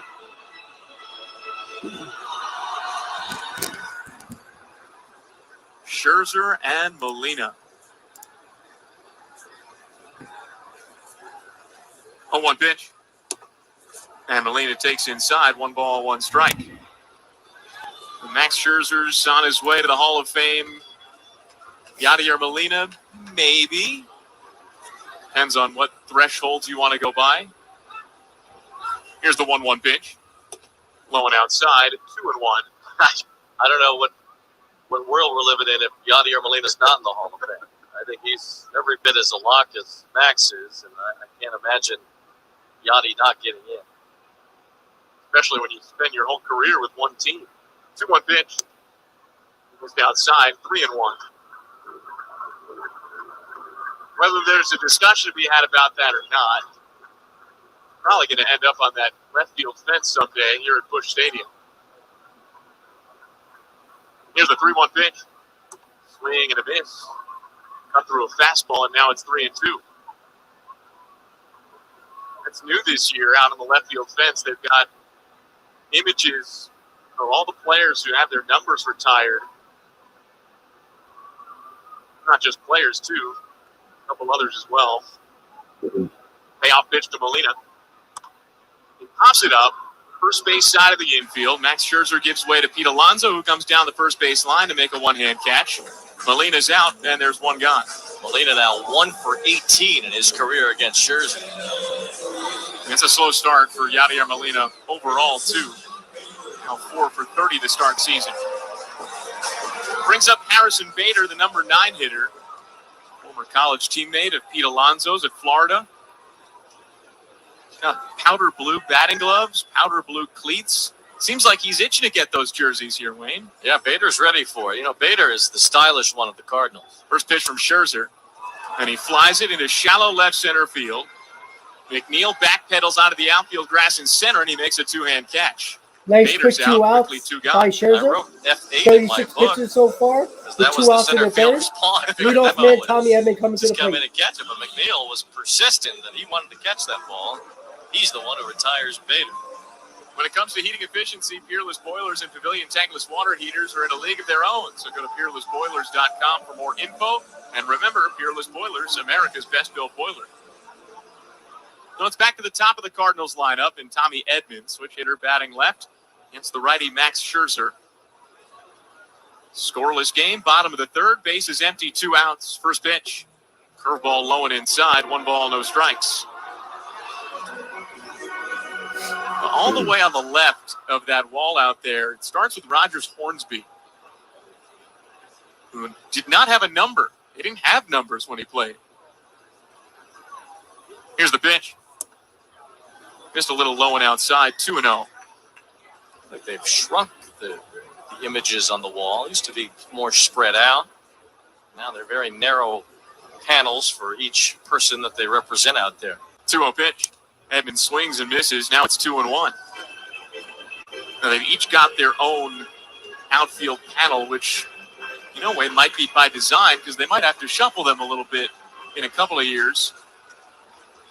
Got to put up a number 5, a number 4. 2-1 pitch.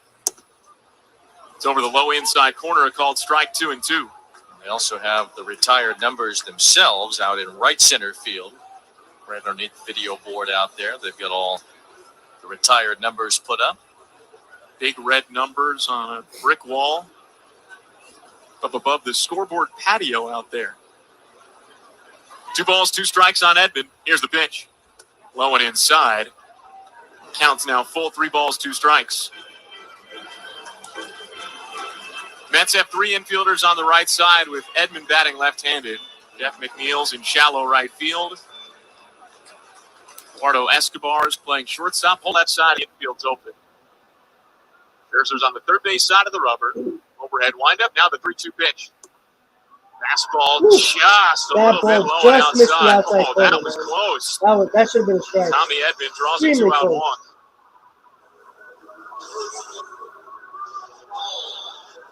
They have to mind the stolen base with Edman, 30 last year.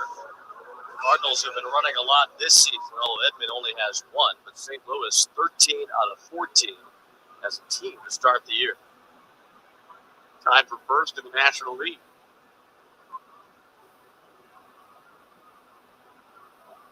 Here's Paul Goldschmidt. First pitch. Goldschmidt rips it toward left field, and it drops down in front of Canna, a base hit. Edman stops at second. Goldschmidt's on at first. That's the first hit of the game for the Cardinals. Comes with 2 outs in the bottom of the 3rd inning. So Goldschmidt, like you said, Wayne, started slowly this season, but now multiple hits in each of his last 3 games. He's got his first tonight. Starting to find his swing now in the 3rd week of the season. He's 8 for his last 16. See if Scherzer can get out of this little jam. He's a good base runner, too. He's not as fast as Edman, but he is really a terrific base runner. Very smart on the bases.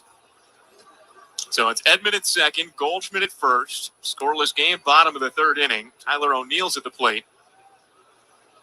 Scherzer delivers. First pitch is grounded foul down the 3rd base line. It's 0-1.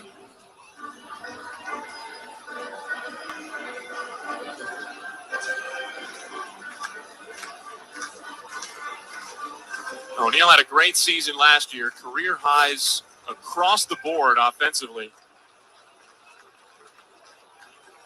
Trying to bring that into 2022. Scherzer looks in, dangles his right arm, now stands up straight, first base side of the rubber. A look back towards second.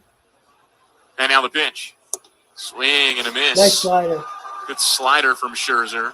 And it's quickly 0-2. Slow start, though, for Tyler O'Neill. 10 for 47. Reached on an errors last time up and got stranded at first. No balls, 2 strikes. Woo! And here's the pitch. Swing and a miss, strike 3. A 96-mile-an-hour fastball. 97 miles an hour fastball from Scherzer. Picked it up there with that fastball, high fastball, struck out O'Neill. Not worried about Scherzer at all. That was an excellent pitching performance by Scherzer there. Gave up that hit to Goldschmidt, first and second, 2 outs. He was throwing 93, 94, and that last pitch was 97 miles an hour to strike out O'Neill. So going to the top of the 4th, there is no score in St. Louis. Mets 0, Cardinals 0 in the first game of this series. Once again, guys, 190 viewers in the stream right now. Don't forget to hit on that like button, guys. I know you're hanging out, chilling, relaxing, but don't forget, hit on that like button, guys. Let's get that likes all the way past 100 today, guys, so more people can get on this stream and hang out with us for a pitcher's duel, as it seems like it is right now. 0-0 score. First hit given up from Scherzer to Goldschmidt.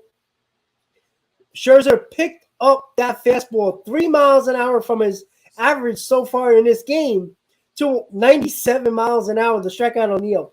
Absolutely amazing pitching by Max Scherzer. It's just beautiful to watch. Honestly, it's amazing. Absolutely amazing.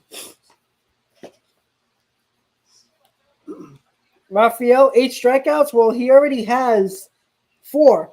So he might get more than 8 today. I'll take 10 strikeouts. Why not? Once again, guys, don't forget to please hit on that like button. And also, guys, once again, if you want to become a member of Talking Mets with Rob, there's a few perks that you get with it. You get my logo, my channel logo. You get a couple of stickers based on my channel logo if you become a member. Also, you'll be in the running to get free giveaways during the season. All right, guys. Francisco Lindor at the plate, top of the 4th. That's 1-800-ALARM-ME. Top of the 4th inning in St. Louis. Mets and Cardinals are scoreless. And Francisco Lindor leads off against the right-hander Miles Michaelis. Lindor, switch hitter, batting left. 0 for 1 so far in this game. Michaelis kicks and deals. First pitch is over the outside edge, a called strike. And it's 0-1. 4th inning is sponsored by Cars for Kids. That's Cars with a K to donate your car today. Michaelis winds and fires again. Lindor rolls it foul first base side. 0-2. Cardinals infield is shaded to the right side against Lindor, with Edman playing in shallow right field.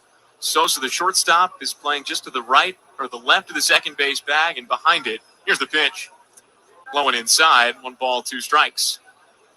And now Nolan Arenado comes off the third base line even more. 3 scoreless innings so far from Miles Michaelis. He's got 3 strikeouts, hasn't issued a walk. He's off to a strong start this season. Entered today with a 1.76 ERA through his first 3 times out. 1-2 pitch. Curveball popped up foul up and over the backstop netting. Do it again at 1-2. Guardian of Michaelis Care, did thank not you for pitch subbing, in babe. 2020 at all. Hopefully you enjoyed the stream. 9 starts And last keep on year, coming back so for more. this is a guy Thank you trying to for prove that subscribing to the he can channel. still be formidable when he's healthy. And so far this year he has. 1-2 pitch. It's inside, 2-2. The Cardinals are missing Jack Flaherty right now, which is a big deal to them. He's one of their best starters. They've got Wainwright. They've got Michaelis. They've got Jordan Hicks in the rotation at the moment. He'll pitch tomorrow. Oh, Sean, thank you, buddy. Really appreciate Lindor it. flies it to Thanks left for the center support. field. Harrison Bader sprints into the gap from center, gets underneath it, reaches up and makes a 2-hand catch. Lindor's out, and there's 1 away in the top of the 4th. So Hicks, who's only made 1 major league start, will make his 2nd tomorrow, and he'll be on a pitch count and all that. So it'll be a shortened start for Hicks. And we'll see Steven Matz Wednesday. We're going to miss Alonso's buddy Dakota Hudson this week. Thank you, Guardian. But we will see our old buddy Steven Matz on Wednesday afternoon. Long Island zone. I've heard that about Steven. Just a few times, right? Here's Pete Alonso at the plate. First pitch. Check swing foul into the first base side netting, 0-1. Scoreless game, top of the 4th. Base is empty, 1 out. Michaelis goes to the back of the mound, gets the rosin bag, blows into his right hand, trying to keep it warm on a night that's getting a little bit chillier. But for Michaelis, the key is that he's fully healthy, finally. Here's the pitch. Alonso fouls another one into the backstop screen, 0-2. It was a right forearm strain that kept him out all of 2020. He re-aggravated it beginning of 2021 in May, came back in August. And then this offseason really went to work, had a gym in his garage so he could work out on his own. 0-2 pitch. Alonso cracks it to right center field. That splits the gap, and it's down for a base hit, potentially more. Alonso rounds first. Now he goes back to the back. Pete Alonso, but he was strong enough to get it to right center field. Almost in the gap. I hate to cut him off for a base hit for Alonso. 1 out, top of the 4th. Eduardo Escobar coming to the plate. 9 consecutive singles for Pete Alonso. Still his See if the longest Mets can get stretch something without an started extra base hit. Brings Eduardo Escobar to the plate. He singled in the 2nd inning. It's 1 for 1. Cardinals put 3 infielders on the right side with Escobar, a switch hitter, batting left. Michaelis on the middle of the rubber. From the stretch, the first pitch. Curveball rolled softly to the right side. Edman charges, scoops it up, spins his body towards second, now makes the play to first. That's his only option. He throws Escobar out and to Gunn. But it comes down to Robinson Cano. with a runner in scoring position Now and it's 2 outs. Robinson Can Cano's he turn. get it done? Customize your season Mets with have the been Mets the best 60th team in the anniversary league flex pack. Select with the 2 games outs and rewards runners in that you scoring want. position. Visit Mets.com Best team in the league so far, /flex getting that for runner more in information. scoring position with 2 outs. So see if Cano can get it done here. Scoreless game, top of the fourth. Runner on second base with 2 outs for Robinson Cano. This is a window of opportunity for the Mets, presented by Window-Rama, the window replacement experts. Let your project be their passion from start to finish. Visit Window-Rama.com to set up a free consultation. First pitch. Low and outside, 1 ball, no. Call the strike on the low outside corner. 0-1.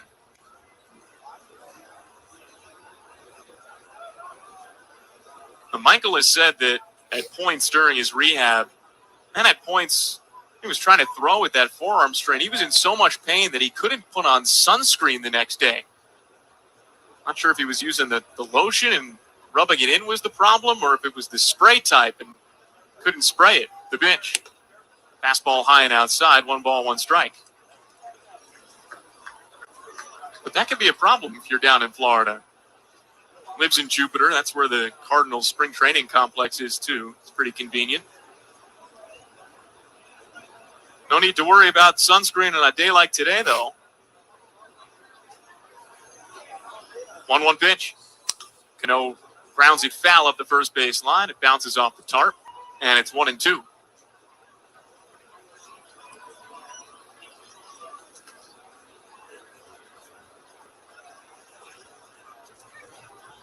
Mets are trying to break a scoreless tie. Alonso toe taps at second base and now retakes his lead with Sosa playing behind him. The rest of the Cardinals infield and a shift to the right side against Cano. Come on, Cano, let's get it done here. Seemed like he was ready, but Michaelis and Molina weren't on the same page, so they called time and reset.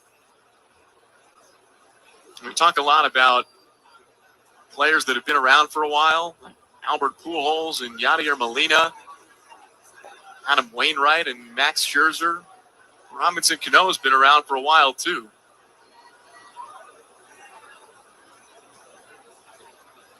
1-2 pitch. Breaking ball reached for and popped up right back toward the pitcher's mound. Michaelis calls for it himself and backpedaling up the hill, he makes the catch.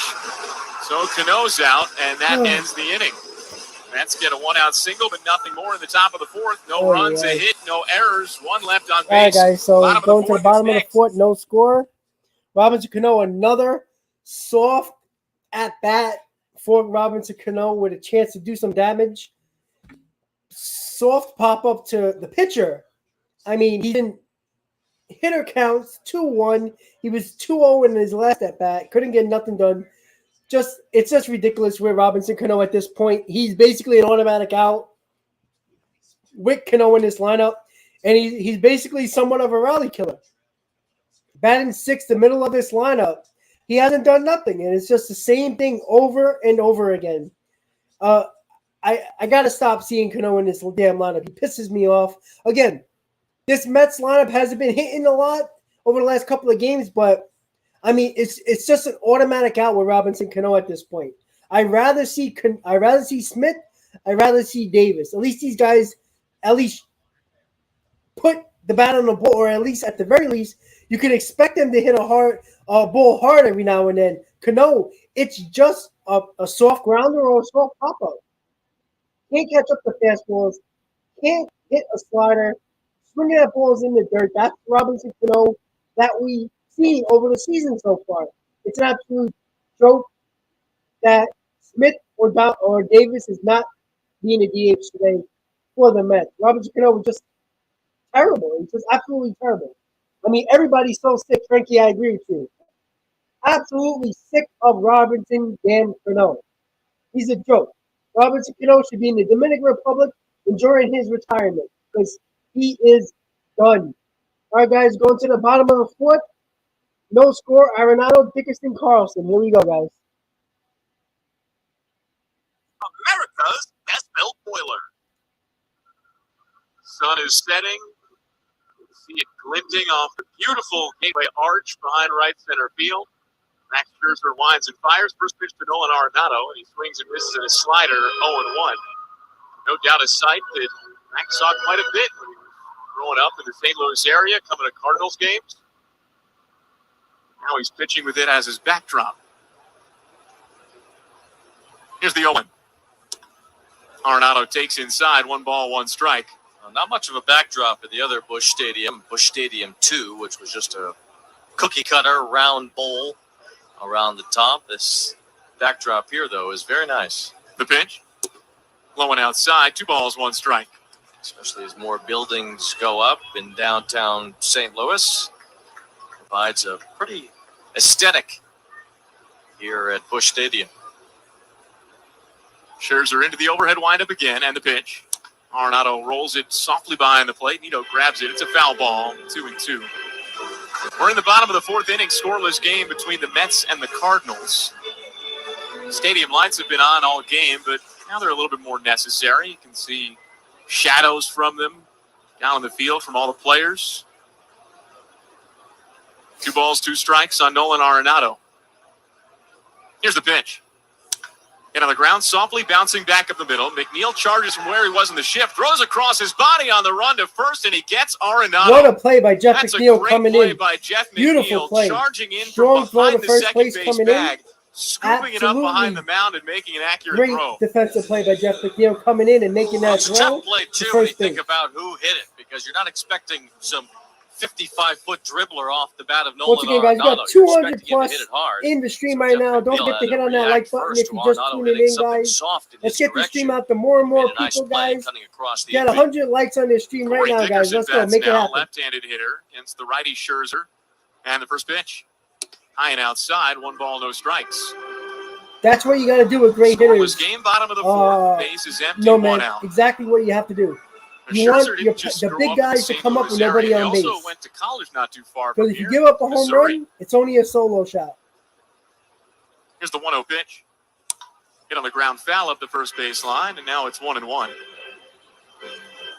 You might not believe it, but his freshman year at Missouri, Max Scherzer really struggled.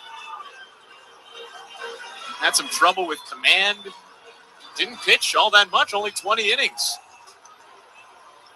Sent him off in the Northwoods League where he found his stuff and came back his sophomore year and dominated. 1-1 pitch.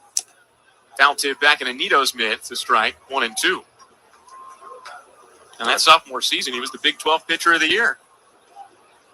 I read a whole article today telling different stories about what a maniac Max was at University of Missouri, eating 3 burritos at a Columbia, Missouri Chipotle just to win a bet. There's a picture floating around somewhere. 1-2 pitch. Hopped up into shallow right field, toward the line. Marte sprints over. McNeil goes back. Marte calls for it, and he makes a one-hand catch. All right, 2 down, Dickerson's guys. out, 2 gone.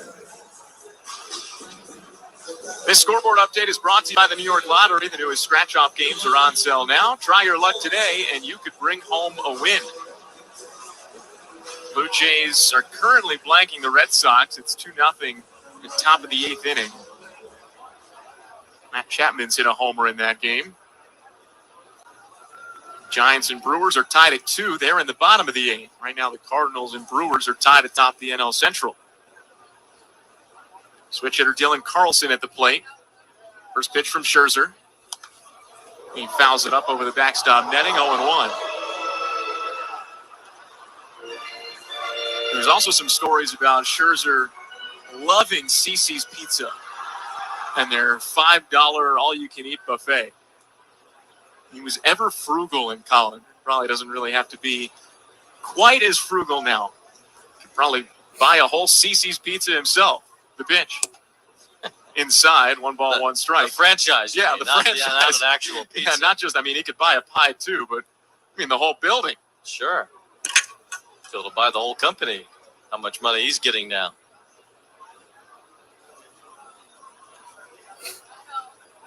Here comes So the 1-1 at the moment, pitch. guys, Curveball dribbled Max softly, Scherzer first has base side, and 58 foul. pitches in the bottom of the 4th with 2 outs. So pitch count Max is looking really going out good of to the get way deep to into his crush the ball game. $5 buffet at this point. You might need to have a talk with somebody. Well, at this point, it could be a nostalgia thing. You know, foods from your youth, bring back memories. He still loves bringing all of his college buddies together, his college teammates together, various events, things like that. Rented out an island a couple of years ago. 1-2 pitch. Just low and outside, 2-2. That didn't miss by much. It was a changeup low and away. 4 strikeouts for Scherzer through 3 scoreless innings. Now the 2-2 pitch. Low and inside, ball 3. He struck out Tyler O'Neill with a 96-mile-an-hour fastball to end the third. See if he ramps up and brings the juice. That's what he did in college. The sign was fastball extra. Put a little more on it. Payoff pitch. Swing and a miss, strike 3. Nice pitching performance again by Max Scherzer. Carlson swung over the top of it. And going to the top of the 5th. Still no score. Pitching duel in effect for this game, guys. Max Scherzer, once again, just nasty on the mound. Cardinals offense lineup looks foolish right now with him, with Max Scherzer. I mean, wow. I mean, you know, it's always amazing seeing DeGrom on the mound and his brilliance, but Max Scherzer on the mound is absolutely amazing. Watching him every time he pitches is just great to watch. It really is. It's just there's a plan when he goes out there. It's nice to see. Once again, guys, we're going to the top of the 5th. No score. Pitching duel is currently going on between Michaelis and Max Scherzer. Both offenses have not gotten anything done in this game so far. The Mets have up 7, 8, and 9. Kana, McNeil, and Tomas Nido. Once again, guys, we got 197. We had about 205 a couple of minutes ago. Once again, guys, if you're hanging out, just chilling, listening to the stream, don't forget to take a second to hit on that like button, guys. It's an utter importance to hit on that like button to get that stream out to more people and everybody else that wants to hang out with us during this watch party for the Mets versus Cardinals. Want to become a member of the channel? Don't forget to click on that join button, guys. A couple of different memberships that are available. If you become a member, you get in the running to get giveaways and special perks, giveaway tickets, merchandise, gift cards, all that fun stuff that you will be able to get, and all types of other perks you will be getting as a member. So don't forget, guys, check it out, see what you want as a member, and we can go on from there and have a good time with that. Once again, guys, hit on that like button. You're new to the channel, hit on that subscribe button, guys. Pitcher duel in St. Louis today with Max Scherzer and Miles Mikolas right now. Good performances by both pitchers right now. We're going to the top of the 5th. Mets have 7, 8, and 9 coming to the plate. Here we go, guys. Top of the 5th. Game between the Mets and the Cardinals, and now for the play-by-play, here's Wayne Randazzo. All right, Jack, thank you. It's Mark Canha leading off the 5th inning. Jeff McNeil and Tomas Nido will follow. 5th inning sponsored by ELEC 825, building our bounce back. First pitch from Michaelis, fastball fouled behind home plate, 0-1. Got the Cardinals feed on in our booth. Couldn't get SY in here today, but you can see our buddy Alexa Datt, who is now a Cardinals TV personality. She does pregame and postgame usually, but she's sideline reporting today for the Cardinals on Bally Sports Midwest. Works for the Blues as well. Former member of SNY, and she was an in-stadium host at Citi Field for a while before moving on to the MLB network, and now in St. Louis. So good for Alexa. Wearing her Cardinal red today. No balls and a strike. Pitch to Canha. Outside, 1 ball, 1 strike. How would you qualify your sweater? Pink? I'd say more salmon. More of a salmon? Yeah, Ethan was all over me about wearing even anything that was close to red today. I said, I put my arm against the wall. 1-1. Fastball hit towards short. Backhand by Sosa. Long throw with plenty of time. Retires Canha, and there's 1 out. I put my arm against the red wall. And I said, look, you're colorblind. That's very clearly a different color entirely. Not even close to Cardinal red. He let it go, begrudgingly, though. If I was really wearing Cardinal red, I'd have been up against that wall, thanks to Ethan Wilson. He'd have slammed me up against it. And rightfully so. Don't mess with him. We're coming to you live from the Bigelow Tea broadcast booth. Bigelow Tea, grab a mug and tea proudly. McNeil leads off, or rather bats with one out here in the fifth. Canna led off and grounded out already against Michaelis. He's done a nice job today. First pitch, lifted toward the left field line. O'Neill with a good jump, but can't get there. It's a base hit. All right, O'Neill double plays for it on the McNeil. second One bounce. out double. McNeil's going to try Runner for in scoring second. position. O'Neill's Here we throw go, is cut guys. off. McNeil has a double. Tyler O'Neill See if we can usually get with a this pretty run good home again. The arm, Mets have another runner in had a scoring good position. Got to get it done here, read on that guys. ball once he was able to pick it Definitely out a of the left pitcher's field duel for corner sure. there, as O'Neill didn't have much on that throw. And Jeff McNeil slices a double the other way, so the Mets have their first extra base hit, trying to break this scoreless tie here in the fifth inning. Yeah, O'Neill did bobble it, so that's why McNeil was able to get that extra base out of it without much of a challenge from O'Neill, as O'Neill scooped it up and then bobbled it along the left field line. As McNeil's able to get into scoring position. So now Tomas Nido will try to give the Mets the lead. No score, fifth inning. Michaelis on the far first base side of the rubber comes set at the bell. First pitch. Nido fouls one off to the right. It's 0-1. All right, one down. Top of the fifth, runner on second. One out, McNeil at for the second Mets. base. Nido Mets at have the had some plate. base runners. That's the third hit against Michaelis. Cardinals have only had one hit against Max Scherzer. Field shaded toward right a bit. O'Neill over toward left center. Good arms all around the Cardinal outfield. Bader in center as well. 0-1. Fastball is hit toward the first base side. Foul ground. Goldschmidt after it on the run. Won't get there. It's off the front of the Cardinal dugout into the seats. Which, of course, are Cardinal red. Most fans wear the Cardinal red in this ballpark. Although now that the powder blues are back, you can kind of see a smattering of powder blue around the stadium as well. Used to be pretty much everybody would just wear red here. And a lot of Mets fans in Arizona. There's some here too. Not a big crowd tonight.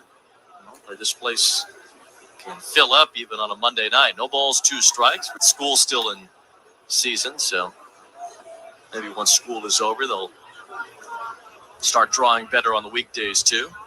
0-2 on Nido, the pitch. Swing Another and miss, bad strike at-bat three. by Nido. Michaelis with the slider. And Nido is punched out. The second time Nido has struck out. 4 Ks for Miles Michaelis, and there are 2 down. Brandon Nimmo will be the batter now. Miles Michaelis came up in the Padres organization. All right, He was top of drafted the order, by San Brandon Nimmo at Diego, play. and See then if he was Brandon Nimmo traded can to get it done Pittsburgh. here. With 2 outs Ended up and with Texas, runner but scoring position. kind of flamed out, and then had those great years with the Yomiuri Giants in Japan. Helped him get back to the U.S., got a nice contract with the Cardinals, and then got an even better contract after that one expired. Turns towards second as McNeil goes back. But this is the 3rd year of a 4-year extension that Michaelis got, which started in the 2020 season with $68 million. He's been paid pretty handsomely to be a part of the Cardinal rotation. 2 outs, pitch to Nimmo. Fastball hit in the air toward right center. Carlson after the gap. Bader's there too. Bader calls and makes the catch. All right, well, the Mets didn't score in that inning either, guys. Going to the bottom of the fifth, still no score. Pitchers duel with Michaelis and Scherzer on the mound, guys. Pitching very well for both sides. Both hitters, Mets had a couple of guys in scoring position in the last couple of innings, but couldn't get it done with less than 2 outs. Still couldn't get it done. Unfortunately, it was the bottom of the order that was up in those spots, and they just couldn't get it done. Again, the Mets offense has been struggling a little bit, and luckily our pitchers have been holding the other team for the most part. Right now, Scherzer is holding it down and not giving anything to the Cardinals right now. But like I said earlier, everybody, 2 or 3 runs might win this ballgame. Might even be 1 for that matter.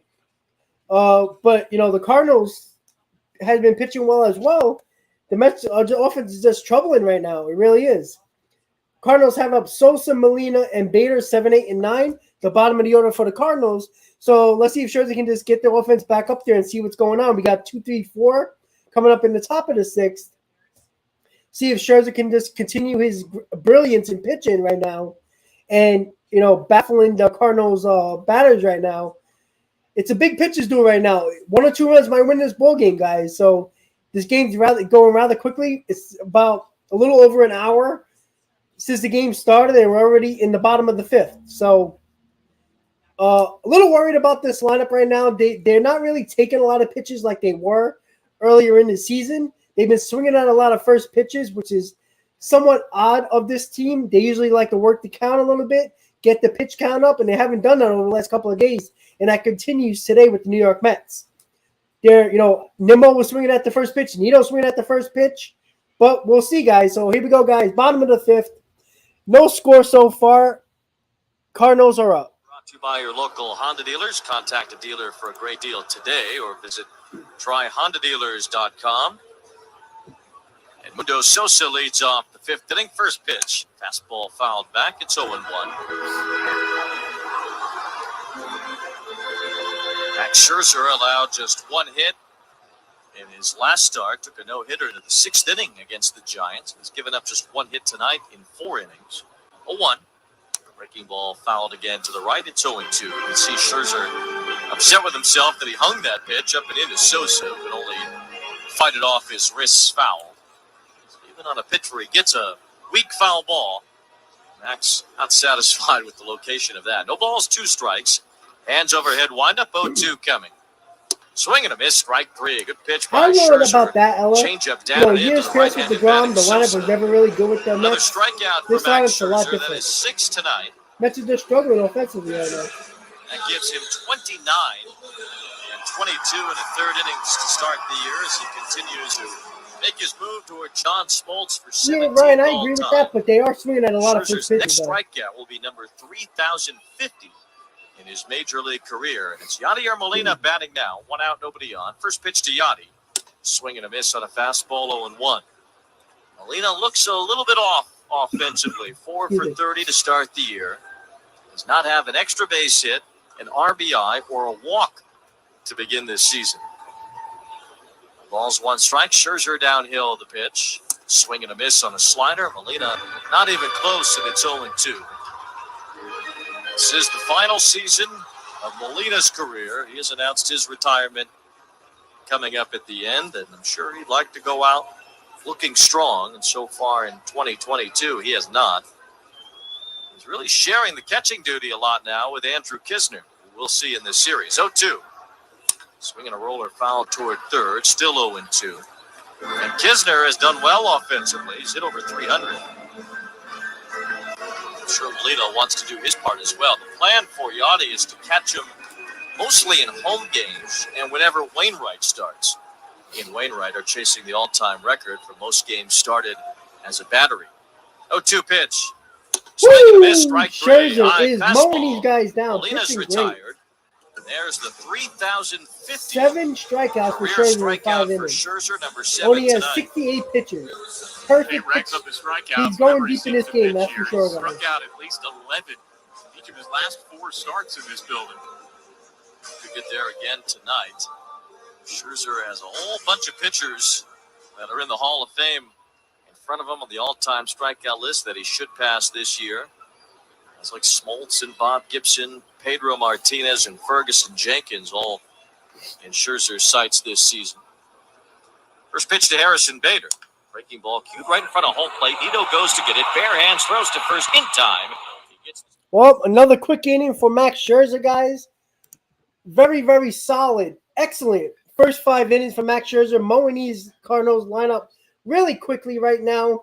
7 strikeouts on the night in 5 innings. Has less than 70 pitches in through 5 innings. So he's looking to go probably 7 or 8 tonight with probably no issue for the New York Mets. The New York Mets lineup got to score some runs here for this guy. Again, the Mets are 3rd in the National League, in Major League Baseball with runs scored, but they struggled the last couple of games. They need to get it going a little bit. You know, today against Michaelis, I see their plan was to try to jump after the first 1 or 2 pitches because Michaelis likes to throw strikes, but swinging at the first pitches, pitches that are not close to the plate, that's what they were doing today.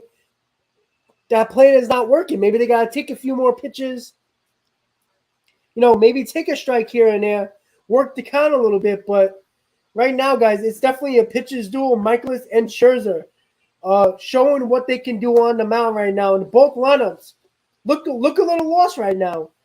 And it's clearly going to be a game where 1 or 2 runs might be the difference in the ball game right now, guys. So we're going to the top of the 6th. No score. Scherzer, Michaelis, pitching duel in St. Louis right now. The Mets will have up 2, 3, 4. Marte, Lindor, and Alonso. Let's see if the Mets can put some runs on the board. Give some run support for Max Scherzer, who is pitching excellent once again for the New York Mets.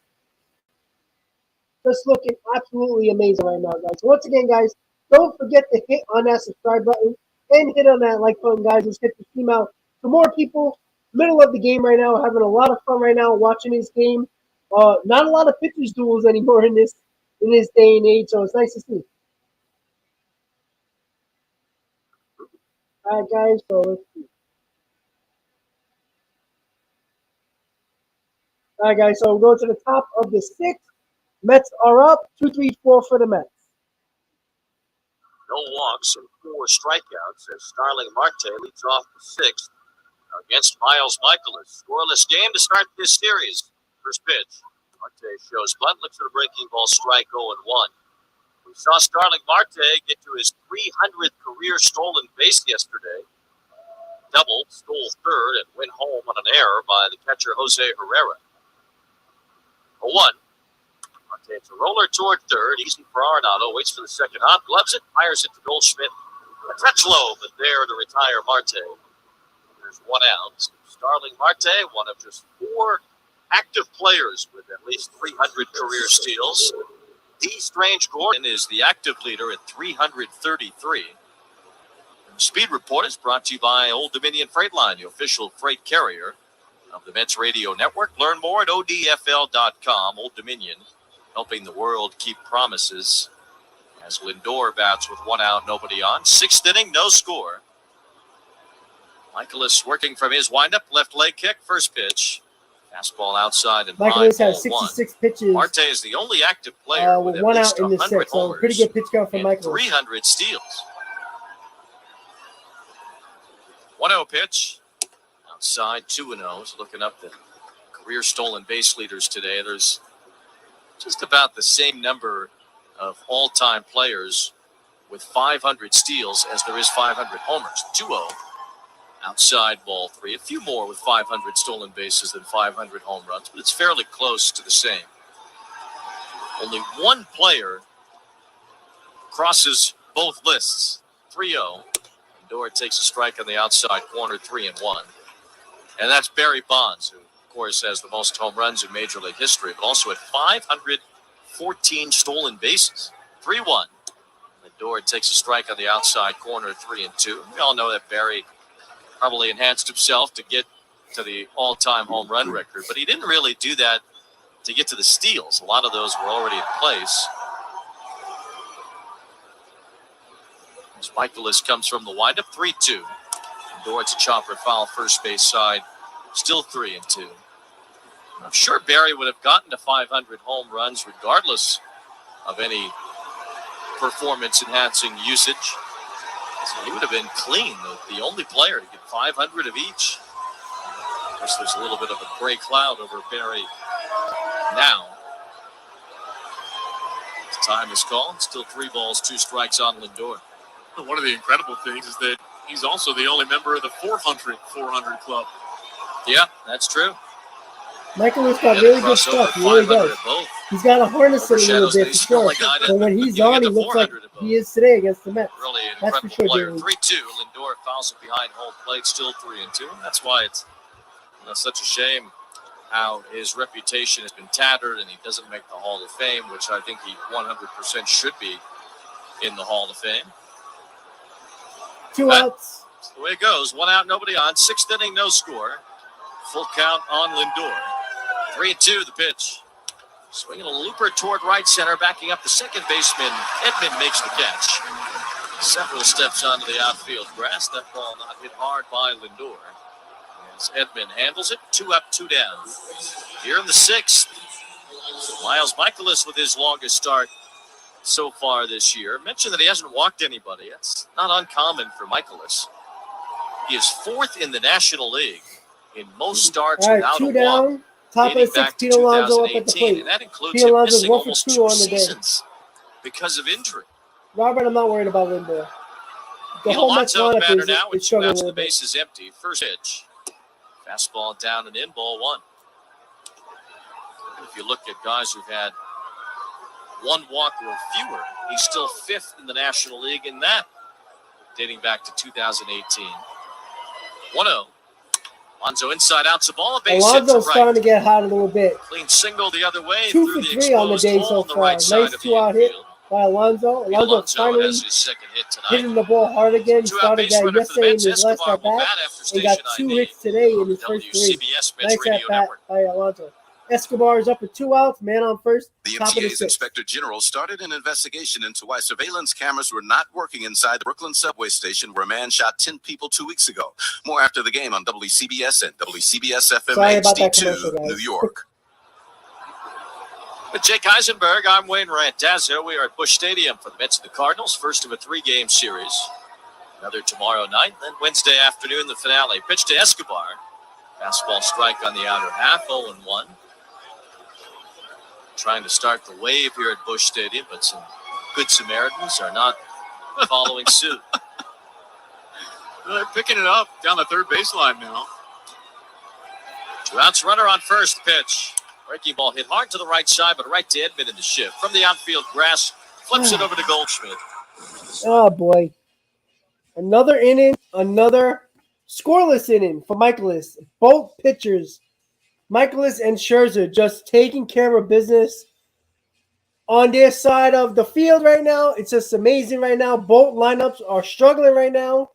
Or you can just say Michaelis and Scherzer are just pitching way too well, just confusing the heck out of these batters. Nothing really happening at all. There's not really been major threats in this game so far. We're not even 2 hours into the game. It's already the bottom of the 6th. A quick game so far. Again, once again, guys, 1 or 2 runs might be the difference in this game right now. Both pitchers have a low pitch count. They can easily go into the 7th, possibly 8th inning right now, depending on what's happening in this game right now. I mean, again, both offenses just don't look good at all at the plate.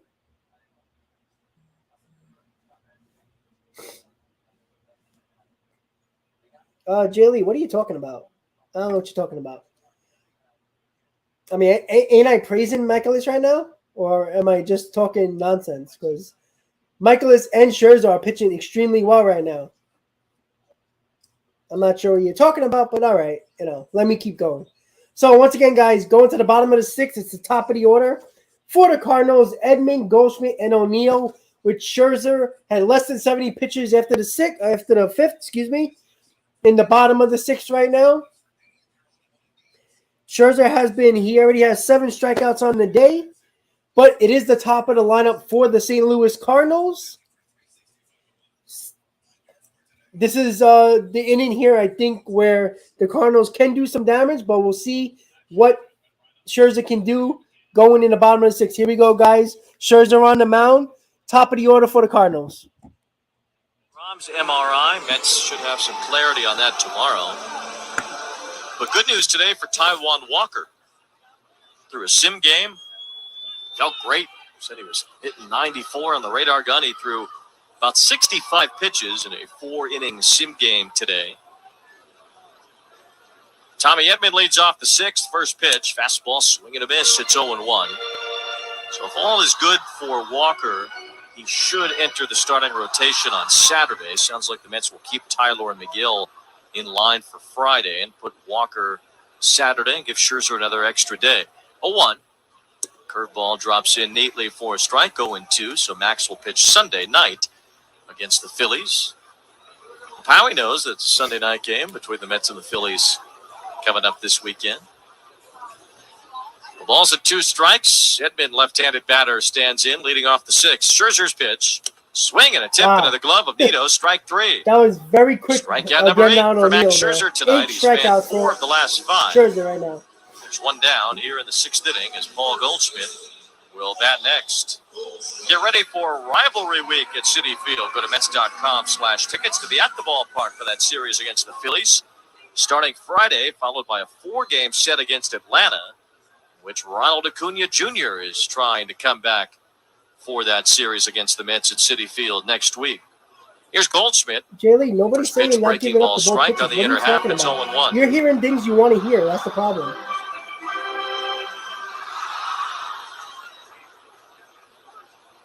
I talk over sometimes because I'm putting up my point. Let me do my job. Pitch. Let me do my channel. Swing and a miss. Tell me what I should or should not 0-2. do. Scherzer in full control now. He struck out 4 of the last 5. He's That's also annoying. retired 9 in a row since Goldschmidt singled in the 3rd inning. 1 out, nobody on, no score, bottom 6. Scherzer hands overhead, wind up left leg kick is 0-2. Swinging a roller, softly hit. Lindor gives way to McNeil. It's going to be a base hit for And I am Goldschmidt. giving up the ball pitches. Last So year, Lindor stop and telling me McNeil how to do my early in the job. season And listen, if you don't want had to some listen, go away. problems I'm not stopping you. who would handle the ball when it's hit between them in a shift. Now, that particular play, Lindor probably would have had a chance had he cut in front of McNeil and just made the play toward first The instead. shift kind of He crossed gave way out to there McNeil, who waited in the back for the Goldschmidt ball. McNeil infield hit ended there. up just having to put it in his pocket. So Goldschmidt has both of the Cardinal hits in this game. And it's a 1-out infield single here in the 6th inning. Yeah, and it seemed as soon Enjoy, as Jaylee. Lindor let it go by, he realized that he should have gone to get it. So now it's Tyler O'Neill, no score, 6th inning. Scherzer a high set, first pitch. Fastball strike on the outer third, 0-1. Slow start to the season for O'Neill. They figure he'll get going I have again. no problem controlling my stream. Batting average just barely above 200. He was phenomenal last He's the year. one listening to 34 me. I'm not home telling him runs, to stay on. 15 bases. Finished 8th in the MVP Go vote. watch Valley Sports. Balls Follow and a me. strike. Scherzer ready his pitch. O'Neill swings and tips it in Ito's glove. It's 0-2. O'Neill's father was a Canadian bodybuilder, competitive bodybuilder. Tyler O'Neill in pretty good shape himself. Probably could enter some of those competitions if he wanted to as well. No balls and 2 strikes on O'Neill. Once again, guys, about 1 out, bottom of the 6th. Pitch. Slider in the Goldschmidt dirt, got an infield backhanded single. by That's why Ito. he is on first at the moment. 1-2. 78 pitches. O'Neill nearly for became Scherzer. last year the 6th Canadian-born player to ever have a 35 home run season. Larry Walker, Jason Bay, Matt Stairs, Joey Votto, and Vladimir Guerrero Jr. 5 Canadian-born players to have hit 35 home runs in a season, and O'Neill got real close last year with 34. 1-2 pitch. Over but low from Scherzer. 2 balls and 2 strikes on Tyler O'Neill. Goldschmidt at first used to steal a lot of bases early in his career. He's got a couple this year, too. Rarely ever gets caught. When he goes, he knows he's going to make it. 2 balls, 2 strikes. All right, Frankie, have a good day, buddy. Scherzer's pitch. And it's in there. Strike 3 call. Nice pitch by Slider Scherzer. at the knees Nice on the strikeout outside for corner. Max Scherzer. O'Neill hoping for the best as he let it go by, but Scherzer has his 9th strikeout of the night. 2 down. Arenado, the batter, now 0 for 2. He's lined to right and grounded out.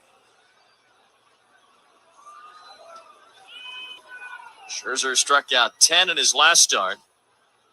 105th career double-digit Randy strikeout Harris, game. haven't heard that name in a while. Tonight could be number 106. 2 outs, runner on first, no score, 6th inning. Thank you. Pitch to Arenado. Slider low and away, ball 1. Scherzer is right behind Pedro Martinez for 4th most double-digit strikeout games in Major League history, and Roger Clemens is inside as well for 3rd. All right, Nolan big at Ryan bat and here. Randy For Johnson sure, are way ahead big for pitching first spot and for second. Scherzer right here by Arenado with a man on. Ball, no strikes. Pitch. It's in there. A strike. Fastball from Scherzer. Evens the count on Arenado. 1 ball, 1 strike, 2 outs. Goldschmidt at first. Scherzer racking up agree, the man. Ks. He has struck out 5 of the last 7. Punched out 9 overall tonight. OG 1 ball, 1 for sure. strike Lenny on Harris. Arenado. High set from The bench- Scherzer. Bench guy, pitcher in Pitch. the world. Swinging a foul back. Arenado had a good cut on a high fastball that got a lot of plate. 1 ball, 2 strikes. Nolan Arenado.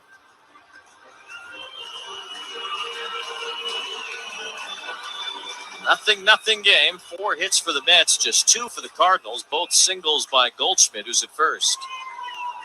Go, Max. Max has 84 Field pitches deep, in the bottom of the toward 6 left, with 2 infield outs. pulled to the left 2. Decent pitch count. Scherzer Get a ahead. little 1 up there in ball, this 2 inning. strikes. His pitch. Swinging a little bloop foul to the first base side. Arenado really reached down to go get that one. As he punched it foul, it's still 1 ball, 2 strikes.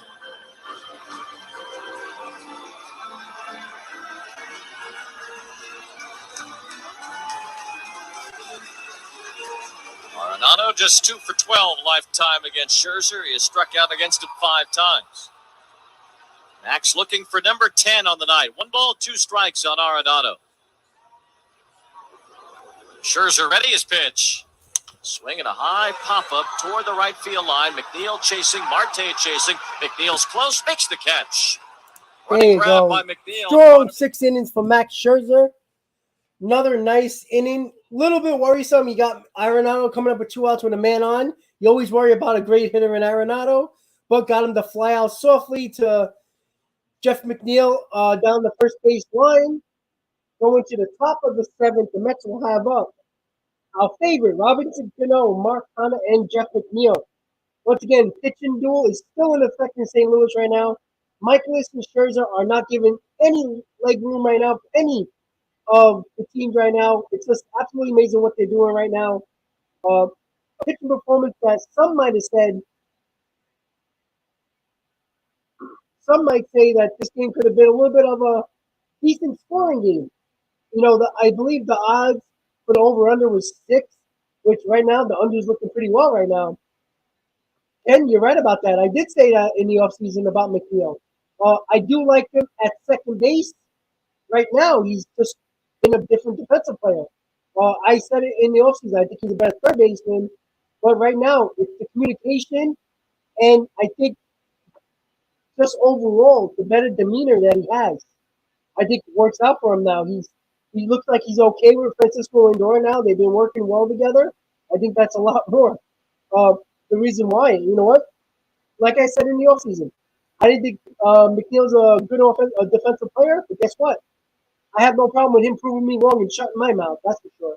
But once again, guys, with that guy, Jay Lee, here's the problem that I have. I love your suggestions, but don't tell me how to do my stream.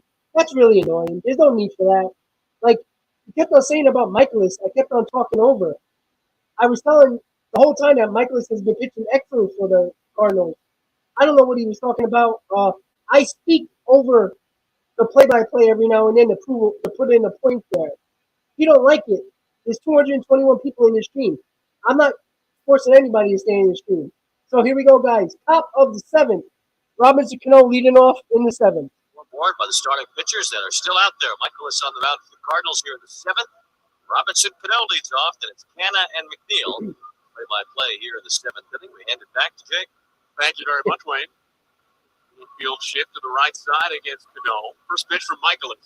It's a curveball that breaks inside. 1 ball, no strikes. Michaelis threw 5 shutout innings in his last start against the Miami Marlins on the road.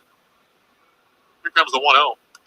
And it's misted, goes off the top of the mound, bounces back behind the second base bag. Sosa scoops it up, and he tosses over to first for a time. 1 up, 1 down. I can't with this guy. Jesus. I'm not sure if that caught a piece of the pitching rubber or might have hit Michaelis, slowed it down a little bit, or if it just hit the top of the mound. It didn't have much on it to begin with. So the Cardinal bullpen is finally getting loose. TJ McFarland, the left-hander, is warming up. Danny, nobody's really saying how long the leash is like telling me how to run the Michaelis. Channel. Mostly it's Now it's suggestions. It's just that guy pitches. is just annoying. Like for no Getting reason. ready to face Mark Canna, who's 0 for 1. He's hit by a pitch back in the 2nd. Michaelis deals.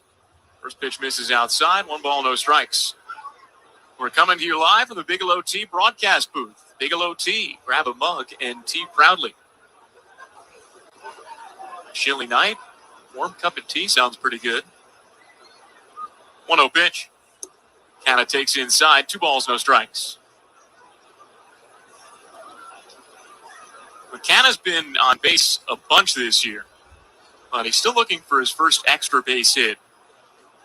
He's actually one of just a handful of players to have more than 25 at-bats, but no extra base hits. I haven't looked much about the bullpen of St. Louis. If somebody has a little bit more information, you can gladly put it in the chat. I don't want to give you something I do not know, guys. One of them is Canna. Another on the other I side. mean, I know Jordan Hicks, who's the guy who's in their bullpen, is starting tomorrow, so that's a blow missing him out of that bullpen, but I'm not 100% sure about the relief pitching. Now to the side for Molina. Now the 2-1. Canna swings and misses. 2 balls, 2 strikes.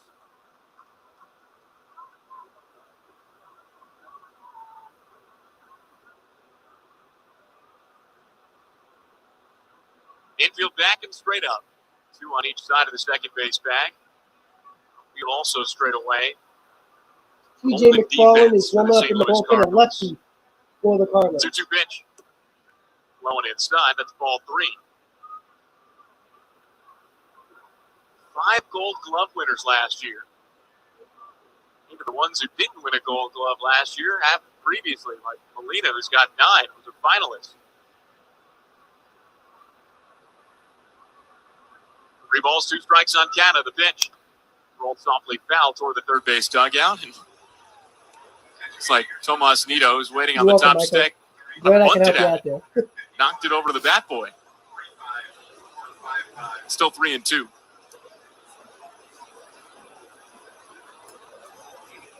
Saying 35,455 in attendance. I'm guessing a lot of them didn't show up.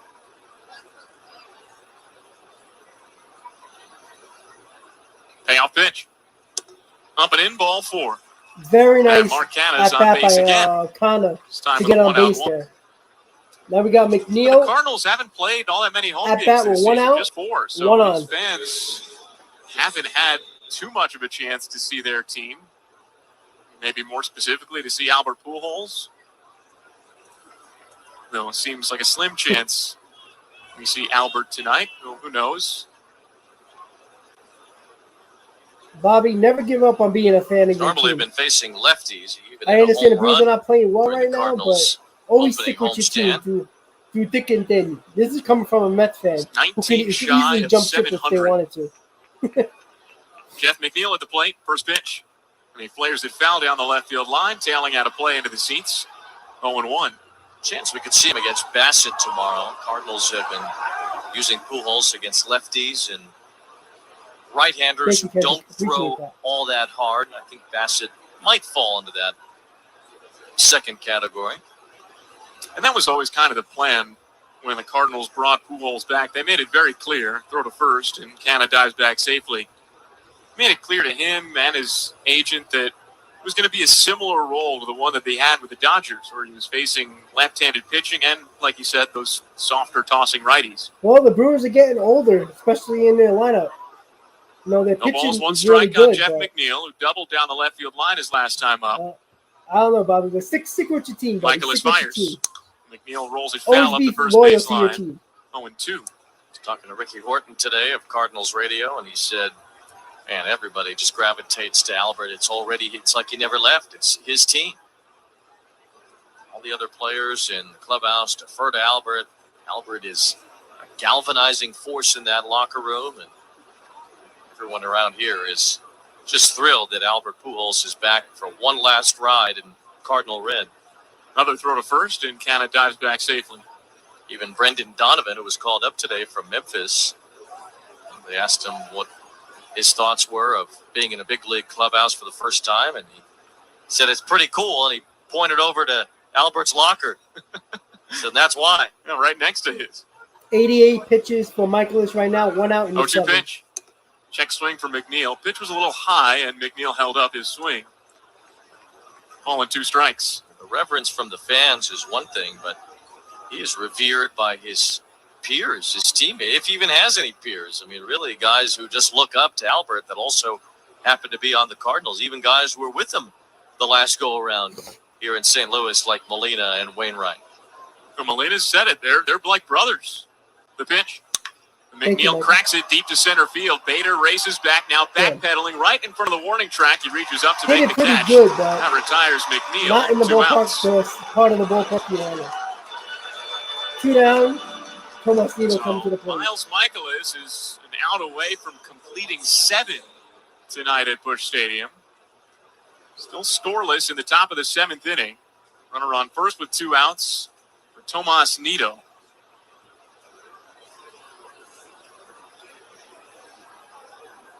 Now Pujols and Molina. Both offensive struggling. I talk even more now, but even when Pujols wasn't playing for the Cardinals, when he was over with the Angels, they were still talking 2 to 3 times a week, just like siblings would. Spinning a throw to first, and Canada dives back safely again.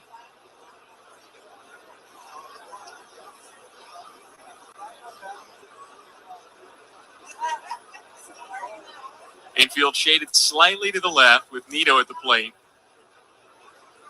Here's the pitch. Up and in, and Nido turns out of the way of it. 1 ball, no strikes. Michaelis has gotten him twice. Nido's struck out swinging back in the 3rd and in the 5th.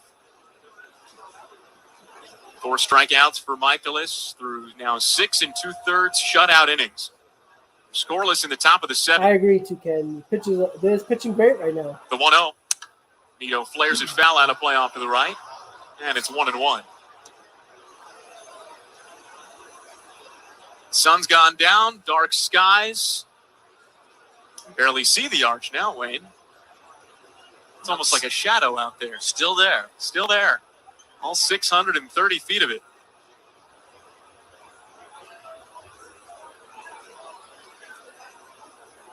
Let's see. Mike Maddox came out of the dugout, or maybe that was Oliver Marmol, the manager. It was Mike Maddox, the pitching coach. Came out of the dugout about 4 steps, the trainer behind him, and then they went back to the dugout. Maybe they're taking a long look here at Michaelis. He's had plenty of injury concerns over the last few years. Swinging at terrible pitches. 91 pitches now for Michaelis. Comes set, now the 1-1. Bounce it back into Molina's mitt for a strike. It's 1-2. Kind of flailed at that pitch.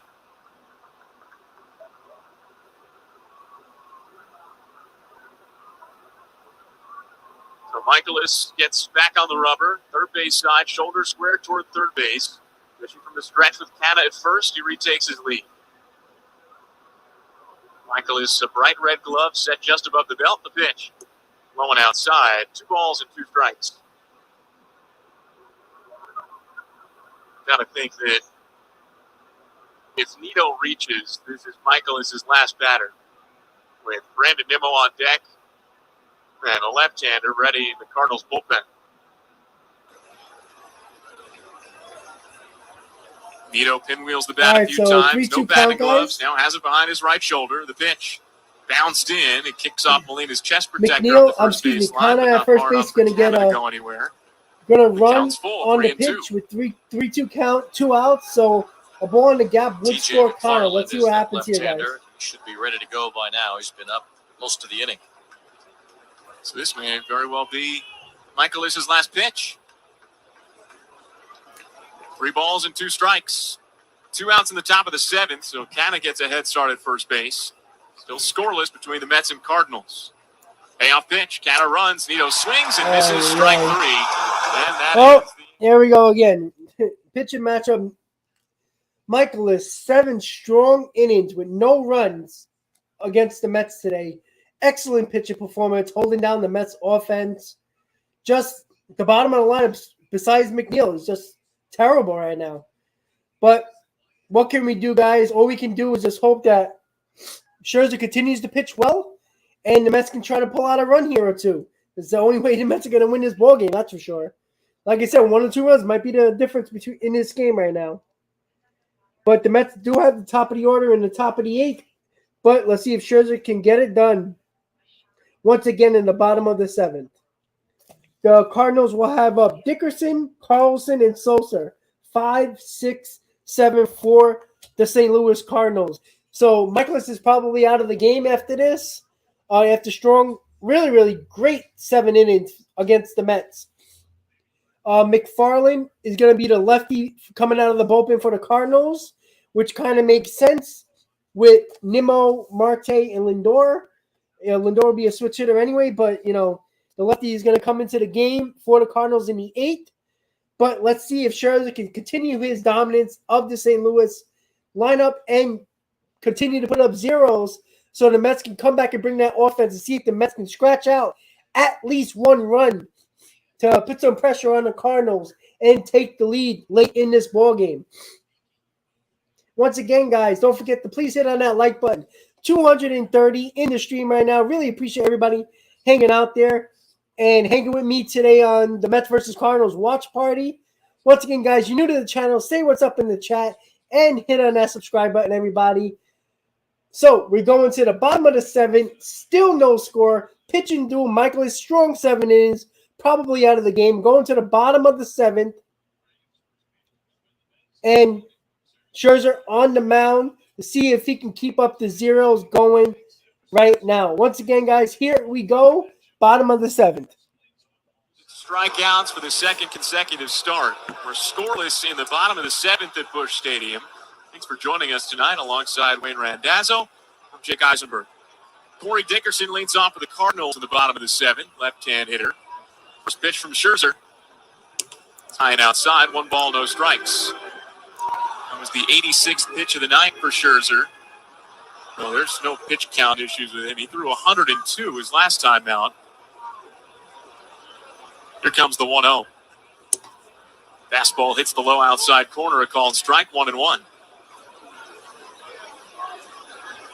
88 pitches. Last start, Scherzer went 7 innings, allowed just 1 hit, had a no-hitter through 6, struck out 10, walked 3. Holds the black glove in front of his face. Overhead windup, the pitch. And it's inside, 2-1. All right, now the last time he was here, is in the bullpen now. He struck out 13. That was when he was pitching with the Dodgers. 2-1.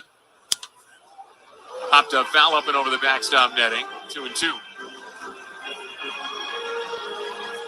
That was an 8-inning performance, allowed just 1 unearned run.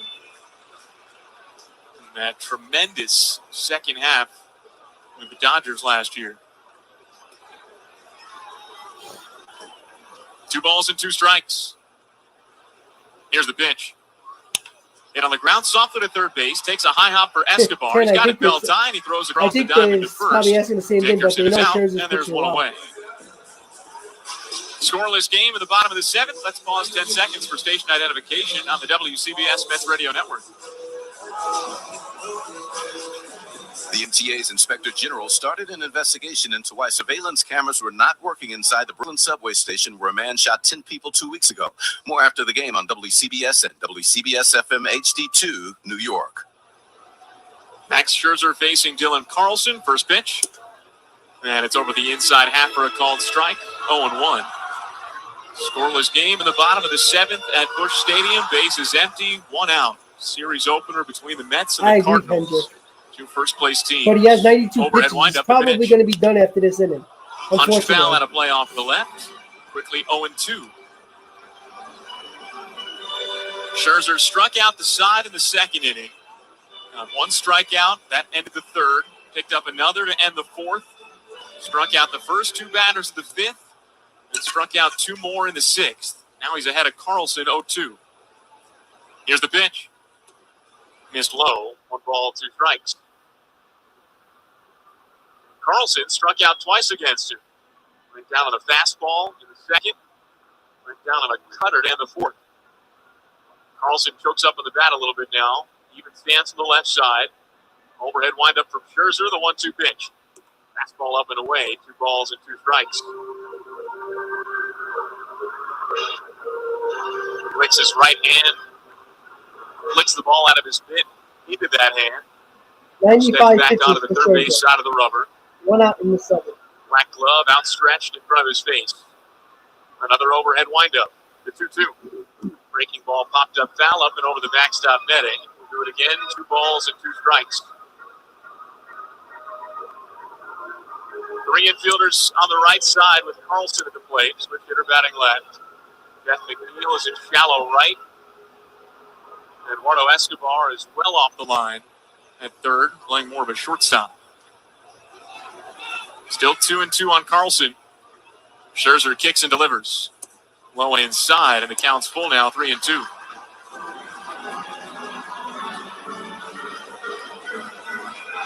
That's bullpen is still quiet. Not that you'd expect them to be moving too much at all with the way Scherzer's pitched. 3 balls, 2 strikes on Carlson. It depends. Scherzer's payoff pitch. Excuse me. Hit on the ground toward the right side. McNeil comes in a few steps from right field, tosses over to first, and Carlson's out. 2 gone. You know, This copyrighted broadcast is presented by the authority of the New York Mets and may not be reproduced or retransmitted in any form. And the accounts and descriptions of this game may not be disseminated without the express written consent of the New York Mets. Ottavino. Sosa comes to the plate now. He's also got a couple of strikeouts. But you know what? I think Drew Smith's probably going to get the 8th inning. Base is empty, 2 gone. Scoreless game, bottom of the 7th. Now the Mets have the infield with 3 on the left side. McNeil playing up the middle. First pitch to Sosa. It's down the middle for a strike. 0-1. 98 pitches for Scherzer with 2 outs. This scoreboard update is brought to you by Food Bazaar, feeding your way of life. Visit foodbazaar.com for store locations. Bo Bichette hit a grand slam in the bottom of the 8th inning for the Toronto Blue Jays. They beat the Red Sox 6-2. 0-1 pitch. Swing and a miss. Good slider from Scherzer, and now it's 0-2. 100 pitches for Max.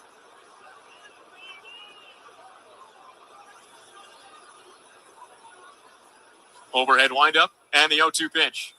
Fouled straight back into the netting. We'll do it again. No balls, 2 strikes. That was fastball, pretty center cut from Scherzer, 95 miles an hour, but in a pretty hittable location. Sosa could only foul it back. Might be reaching back for a little extra. Like he did in his college days in Missouri. Still 0-2 on Sosa.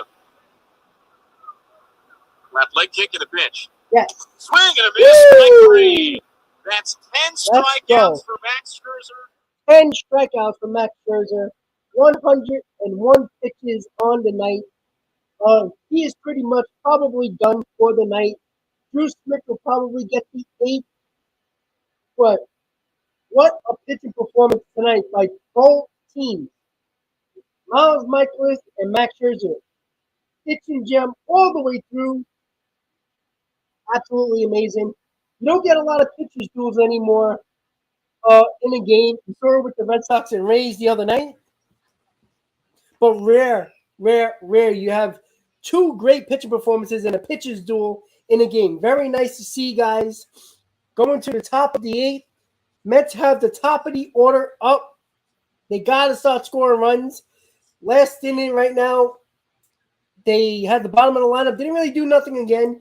Top of the order seems like it's going to be where it's at right now to get some runs scored. So Michaelis is probably coming out of the game too. We're just going to see who's going to come in for him, but a solid performance by both sides. 10 strikeouts for Max Scherzer for the New York Mets. Unfortunately, didn't get no run support today. Pretty good chance he probably won't get I don't think he can get the win anymore because the Mets already lost that bid for him. But both sides, both lineups look clueless at the plate today. The Mets had a couple of doubles, couple of guys in scoring position, but couldn't get nothing done. Yeah, exactly, no, man. Like I said, no point in stretching Scherzer out more. He pitched great for us right now. Get him out. Trust your guys in the bullpen. Smith, and if Diaz is needed and he's already getting handshakes in the dugout, so he is done for the night. So here we go, guys. Top of the 8th. Mets, top of the order up. Let's see if the Mets can do some damage. No score, pitching duel. Michaelis and Scherzer probably both out of the game. Both pitched 7 innings. Excellent performance by both pitchers. It's going to come down probably to 1 run in this game to win the game. Here we go, guys. Top of the 8th. Brandon Nimmo to lead off. And there will be a lefty on the mound for St. Louis. And I believe it's, let's see who it is when they show it. Genesis Cabrera for the Cardinals.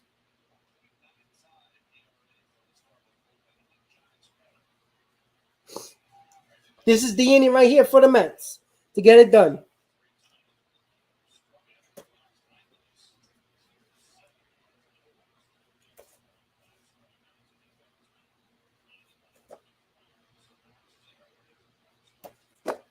All right, guys, here we go. 7 scoreless innings. Our friend Mark Simon dug it up. First pitch to Nimmo. Foul straight back, 0-1. You may remember it. April 17th, 2010. I'm sure Madge remembers it. Jaime Garcia for the Cardinals. Johan Santana for the Mets. 7 scoreless innings for each that's starter. awesome, Lane. I'm going on Tuesday, May 3rd for doubleheader, and going Friday night against the Phillies. On and went. Gonna be scoreless fun. after 18. That's all right, Nomad. As long as the Mets win, it doesn't matter what the other teams do. We're in control right it's now. 0-2. Mets won that game 2-1. They scored in the 19th inning against Joe Mather. Then Francisco Rodriguez didn't hold the lead, so they scored in the 20th inning again against Joe Mather, the infielder. And Big Pelf got the save. Mike Pelfrey locked it down for a 2-1 20-inning game that lasted almost 7 hours. The 0-2.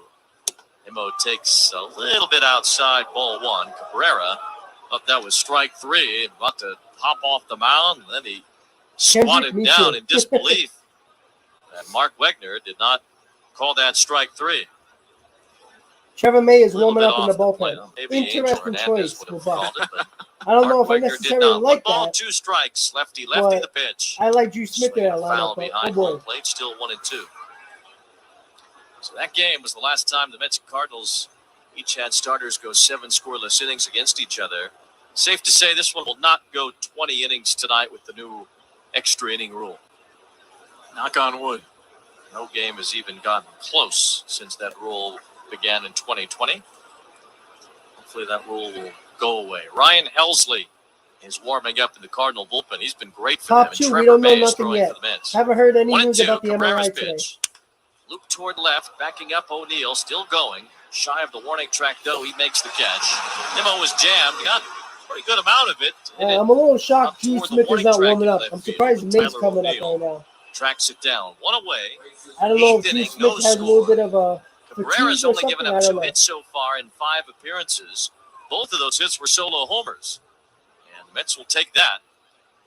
That could break the scoreless tie after Scherzer struck out Edmundo Sosa to end the bottom of the 7th. Exactly. The dugout. You got to protect him. Trying to rev everybody up to try to get a run. Get Scherzer a victory. He's won each of his first 3 starts with the Mets, but he can't win this one if the Mets don't score. First pitch to Starling Marte. Swing and a miss on a ball in the dirt, 0-1.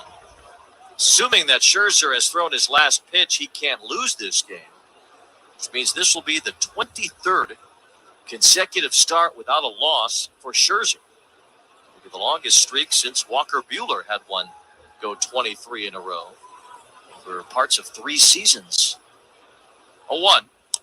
Marte rolls one foul, first base side, 0-2. The all-time record belongs to Clemens, who once went 30 straight starts without a loss. So Max Scherzer now at 23, most likely. Doubt he'll go back out for the bottom of the 8th. No balls, 2 strikes on Marte, 1 out, nobody on, top of the 8th, in a scoreless game. Cabrera, chest high set. 0-2 pitch. Wow. Swing and a miss, strike 3. That was a terrible at bat by Marte. Behind home plate. Cabrera punches him out. All right, let's see. The hottest hitter in the lineup, Pete Alonso right now. Got 2 hits on the day. The only guy that looks somewhat decent against Michaelis. Got a lefty on the mound. Let's see if Alonso can hit a bomb here to get the Mets the lead. Face Alonso, but Max Scherzer made it look easy tonight. I'm sorry, excuse me, Lindor. Sorry. Easy too. Vision 0 reminds you that speeding ruins lives. He's been struggling too. Scherzer over 100 pitches for the 2nd straight start. First pitch to Lindor. Fastball inside, ball 1. 1 run might win this ball game. Yesterday's slate of games, there had only been 5 pitchers to reach 100 pitches in an outing so far this year. 1-0 inside the Lindor, ball 2. So now 2.5 weeks into the season, just 5 pitchers have gotten to 100. Nathan Eovaldi, Scherzer, Corbin Burns, Pablo Lopez, and Nick Martinez. Well, Burns pitched tonight, and he got over 100 again, and so did Scherzer tonight. So now Scherzer and Burns are the only two to get over 100 pitches twice so far this year. 2 balls and no strikes on Lindor, the pitch. That's a strike on the outer half. It's 2-1. Does that strike you as a sign of the times, a sign of a shortened spring, or a little of both? Yeah, both. I would say definitely both. Starting pitchers aren't pitching as long, and lockout, shortened spring training didn't help. 2-1. It's a little bit outside. Ball 3. 3 balls, 1 strike on Lindor. Into a hitter's count here as Mets trying to get on the board. 0-0 in the 8th. 2 outs, bases empty. Michaelis is given way to Genesis Cabrera. Best left-handed option the Cardinals have out of their bullpen. It's 3-1. Pitch. Lindor fouls it off himself in the box, and it's a full count now, 3-2.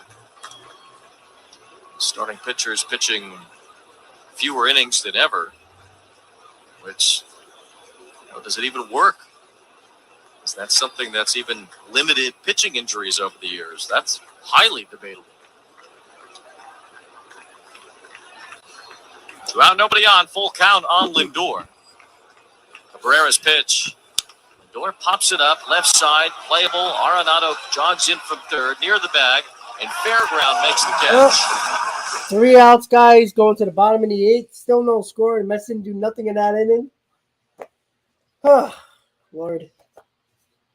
Well, going to the bottom of the 8th. The bottom of the order is up for the Cardinals. 8-9-1. Molina, Bader, Edman. Trevor May is coming in the game. I would have went Drew Smith in this spot right here, but Buck, I'm not going to question Buck in this spot. He knows what he's doing. But I don't like May in this spot because he is prone to give up the long ball, and it seems like 1 run can win this ball game. So we're going to the bottom of the night, guys. No score. Mets, Cardinals. Barely, not even a 2-hour game yet. Oh, it is a 2-hour game, so it's a rather quick game tonight. So far, it could go to extra innings, but right now, I'm not very happy. I don't agree with Buck's move to bring in May. Excuse me. But we'll see. Maybe, he's pitched well against the guys that he's facing. I'm not sure. But right now, I would like to see Drew Smith in the game. But again, we'll see what May can do. Gave up that home run in Arizona in the first game. So again, he's prone to home runs. We just got to wait and see if May can just bounce back and get the job done here and bring that offense back in. But the Mets will have up Alonso Escobar, and Cano. I'm assuming Cano gets into in this spot for sure. So we'll see right now. Max Scherzer pitched 7 innings, 10 strikeouts, gave up no runs, just an major performance by Max Scherzer. And you know what? Michaelis stuck with him the whole game. So shout out to Michaelis and Scherzer for having a great pitching duel. But now it comes down to the bullpen. Who is the better bullpen right now? We'll see. Trevor May on the mound for the Mets. Bottom of the 8th, bottom of the order for the Cardinals. Let's see what happens right now, guys. Opening game in this 3-game series between the Mets and the Cardinals at Busch Stadium, and there is no score as we enter the bottom of the 8th inning. Trevor May is the new Mets pitcher. Yadier Molina will lead off the bottom of the 8th inning. May has appeared in 5 games, allowed 4 runs on 7 hits, including a couple of homers. Mets are kind of middle of the pack in terms of scoreless outing percentage amongst their relievers. They can use a scoreless outing here from May and probably from whoever else pitches tonight. 1 run might be enough, likely will be enough to win this game. No score in the 8th. First pitch. Molina takes a fastball high, ball 1. Cardinals TV reliving the past. You're living in the past, man. 2006. NLCS, Yadier Molina. Game 7. Yeah. We get it. We've seen it. They're trying to get the vibes going for Yadi. The 1-0. Slider low and away. 2 balls, no strikes because Molina hasn't hit anything this year. He's 4 for 31 with no extra base hits. He has not even drawn a walk. As May falls behind him, 2 balls, no strikes. Bader's on deck, then Edman. In the bottom of the 8th inning, a 0-0 game. 2-0 pitch. Molina, it's a high fly foul to the right. It's 2-1. Mets haven't had a lead to protect, but protect the tie sometimes too, and that's what Trevor May is in here to do. As you can always be protected by the law office of Richard M. Kenney, New York's #1 personal injury law I worry about May in this spot. 2 balls, 1 strike on Molina. Pitch. Breaking balls in there for a strike, 2-2. Slider from May to even the count. It's the slider that Trevor throws for a strike. There's another version of that pitch that he'll try to get hitters to chase. 2 balls and 2 strikes on Molina. The pitch. Slider in the dirt. That was the chase version.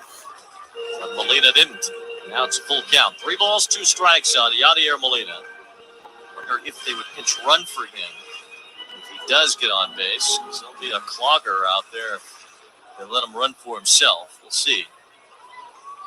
Full count, 3-2. May's pitch. Swinging a foul back toward the right. Still 3 balls and 2 strikes. Cardinals have a lot of options, only a 4-man bench. One of them is the backup catcher, Kisner. One of them's Pools. He's not going to run. You've got DeYoung and Donovan, who was just called up today. 3 balls, 2 strikes on Yadier Molina. May ready. His pitch. Swinging a ground ball, sharply hit left side, base hit. Into left center field. Hanna grabs it. Molina touches up to first. Leadoff single. Just the 5th hit for Yadier Molina so far this year. And the leadoff man is on for the Cardinals here in the bottom of the 8th. So we'll see if Ali Marmol, manager of the Cardinals, who is younger than a few of his players, you can guess which few there is. If he wants to make a move here and run for Molina, doesn't look like it. You could tell Yadi pretty excited as that ball rolled through. He let out a big yelp on his way to first, leading off this inning with a single. So now Bader, who does run well, 0 for 2. First pitch. Fastball high, ball 1. Escobar's hugging the line at third, but he's also in a few steps. Going to be tough to double up here with the his bag speed right now. Just can't expect a bunt here because of how slow Molina is. That would be a very good bunt to help get Yadi to second without a play. 1 ball, no strikes on Bader. No score in the 8th. Pitch. Breaking ball line to left center. That's a base hit. Hanna grabs it and gets it in. Molina holds it second. Back-to-back singles begin the bottom of the 8th, and now the Mets are in trouble. Top of the order is coming up. Now the pinch runner goes out for Molina. Brendan Donovan makes his major league debut as a pinch runner. He spells Molina at second as Tommy Edman is due up, and then Goldschmidt and O'Neill. As Trevor May, who's been a bit ineffective at times so far this season. He's now allowed 9 hits in 5 1/3 innings to start his year.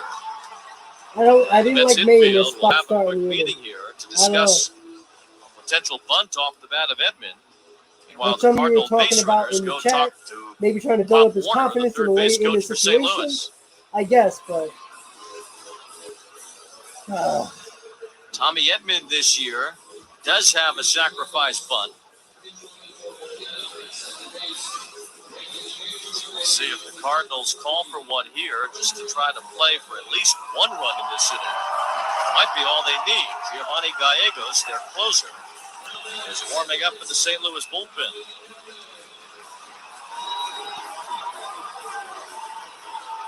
looking like a bunt situation here for Donovan, the pinch runner at second, Bader at first.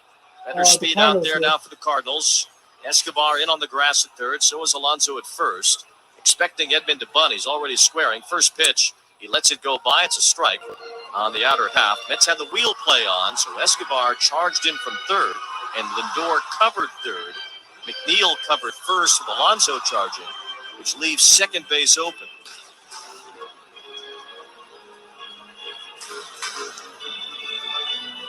Tomasino now flashing some signs to the Mets infield.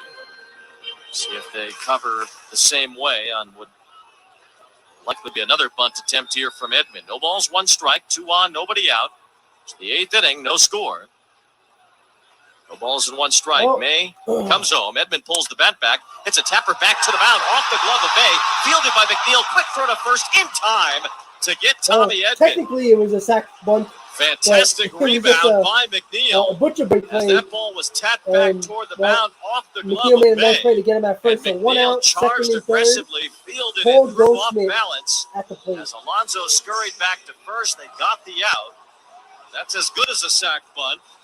As Edman is Come on, out, Trevor. Bear down. Let's go. Donovan, the go-ahead run Infield goes is to in for the third, Mets. and now Bader at second.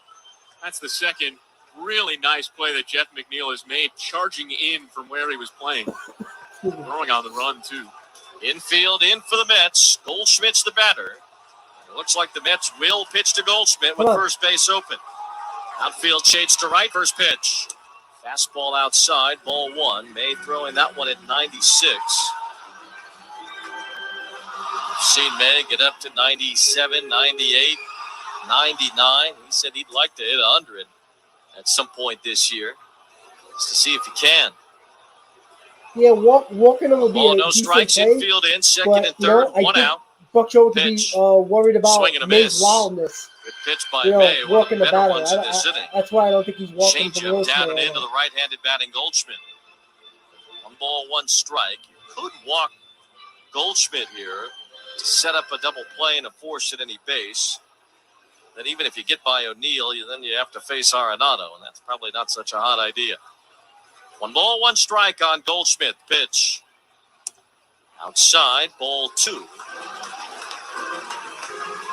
No score. Bottom of the 8th. Back-to-back singles from Yadier Molina and Harrison Bader. Started this inning. Edman with a bounce out to move up the base runners. Now 2 in scoring position for Paul Goldschmidt. 2 balls and 1 strike. May is ready. Comes to a belt tie set and deals. A little bit low. Ball 3. May wanted that one but didn't get it. 3 balls, 1 strike. And first base is open here, so you don't have to give in to Goldschmidt. Then you might have to face Arenado eventually. O'Neill, an MVP candidate himself last year, is in the on-deck circle. It's not easy in the middle of the Cardinal order. It's 3-1 to pitch. There's a strike.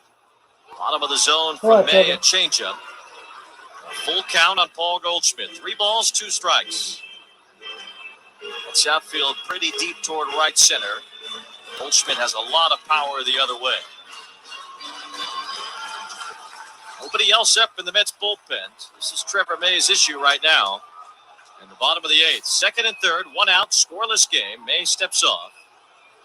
Georgia Gallegos, the Cardinal closer, is warming up. Pitch the 9th inning, whether it's tied or whether the Cardinals have the lead. 3-2 on Goldschmidt. Pitch.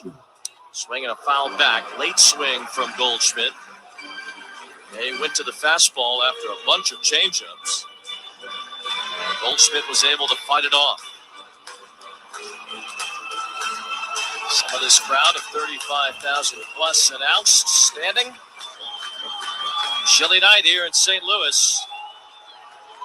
It's been 0-0 all the way through. Cardinals threatening now, though. The count 3-2. The pitch. Outside and low, ball 4. I don't understand that pitch on 3-2. Goldschmidt draws a walk. I'd rather him throw a Bases are fastball, loaded try to for hit him Tyler on the O'Neill. corner. And Throwing a Jeremy slider Hefner is 3-2 headed made to no the mound. sense. We'll pause for station God ID. damn it. All right, so at least you got a WCBS force Mets out Radio Network. and any base right here. Your home for Mets baseball. The pitching, John Hefner's on the mound right now talking to May. So right now, at least there's a force at any base. The ball is hit slowly. You might be able to get the runner at home. Hard enough, you might. Looks like first and third. The first baseman and third baseman are probably playing in, and short and second are probably playing double play depth. So right here we go, guys. So Juan Lopez is in the game for in the bullpen for the Mets. So he just got called up today. So I'm not sure what's going on with a lot of the bullpen guys, but we got Tyler O'Neill, bases loaded, 1 out. Rasco against Steven Matz. Entire infield is Tonight, in. the two starters each worked 7 innings without giving up a run. Genesis Cabrera pitched the top of the 8th and worked a 1-2-3 inning, but Trevor Mays allowed 2 singles and a walk here in the bottom of the 8th. The Cardinals have the bases loaded with 1 out. Let's go, Trevor. Come on. Tyler O'Neill, their number 3 hitter. First pitch. Fastball strike on the outer third, and it's 0-1. Its infield is mostly in. McNeil is right next to the second base bag on the left side of it. The Mets want to keep their options open for a potential double play ball off the bat of O'Neill. 0-1, pitch. Swing a line drive toward left, coming in, can't get it. Base hit, Donovan scores, Bader rounds third, Candace throw to the plate, up the line. Bader scores standing up. Tyler O'Neill delivers a 2-run We single all to seen left, that coming, and the right down the Cardinals middle. take a 2-0 lead.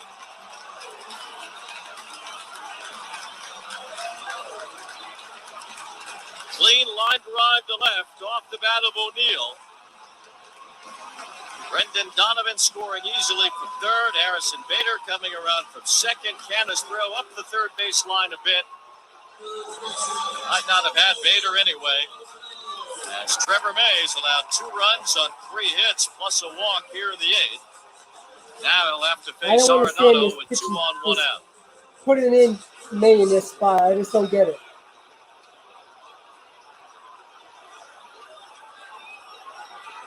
Ottavino, Smith, those guys should have. One of these guys should have been in the 8th right here. I don't understand it. Hey, ready? First pitch. He has Arenado over takes 60 the already, slider probably strike 7 on the now. outer half, 0-1. Ridiculous. Arenado's 0 for 3 tonight. Looking ahead to the 9th inning, Mets will have Alonso, Escobar, and Cano do up against the right-hander Gallegos. Tyler O'Neill. I just don't understand why Buck Showalter RBIs put in 9 and 10 on the guys season. that you technically can't even trust 0-1. at this moment right now. Dirt Max to gave you a Arenado. great performance. You try to hold the Nito. 0-0 score right here. I don't understand it. Another This bumpy wasn't a outing. very good 10 ERA. You got over a 7. It's just ridiculous. I just don't get it. May has been terrible this year. 6 runs over his last 6 appearances. His first 6 appearances of the season. He gave up a run against the Diamondbacks the other night. Wesley, we have a setup, man. Drew Smith's our setup guy right Christian now. Walker. There's no 2-run reason shot. why Drew Smith shouldn't have been in this game in the 8th. Makes no sense. 1-1. Way high to Arenado. Ball 2. May allowed a run each in each of his first 2 outings of the year. Put up a scoreless inning against Arizona, another one against the Giants. Remember, he missed a few days too with a low-grade triceps strain. You just Now, this waste is 4 of great 6 pitching outings that performance May has had, and by Scherzer. It just doesn't he's make been sense to scored me. upon. I just don't get it. 2-1. Outside to Arenado, ball 3. 2-0 St. Louis. This inning not over yet. Still just 1 out. Looks like Yohan Lopez was added to the Mets bullpen yesterday is warming up. Oh. Won't get a chance for his Mets debut if May can't get out of trouble here. 3-1 on Arenado, the pitch. Breaking ball, strike on the outer half, 3-2. Really a lot of pitches from May in this inning. That was number 25.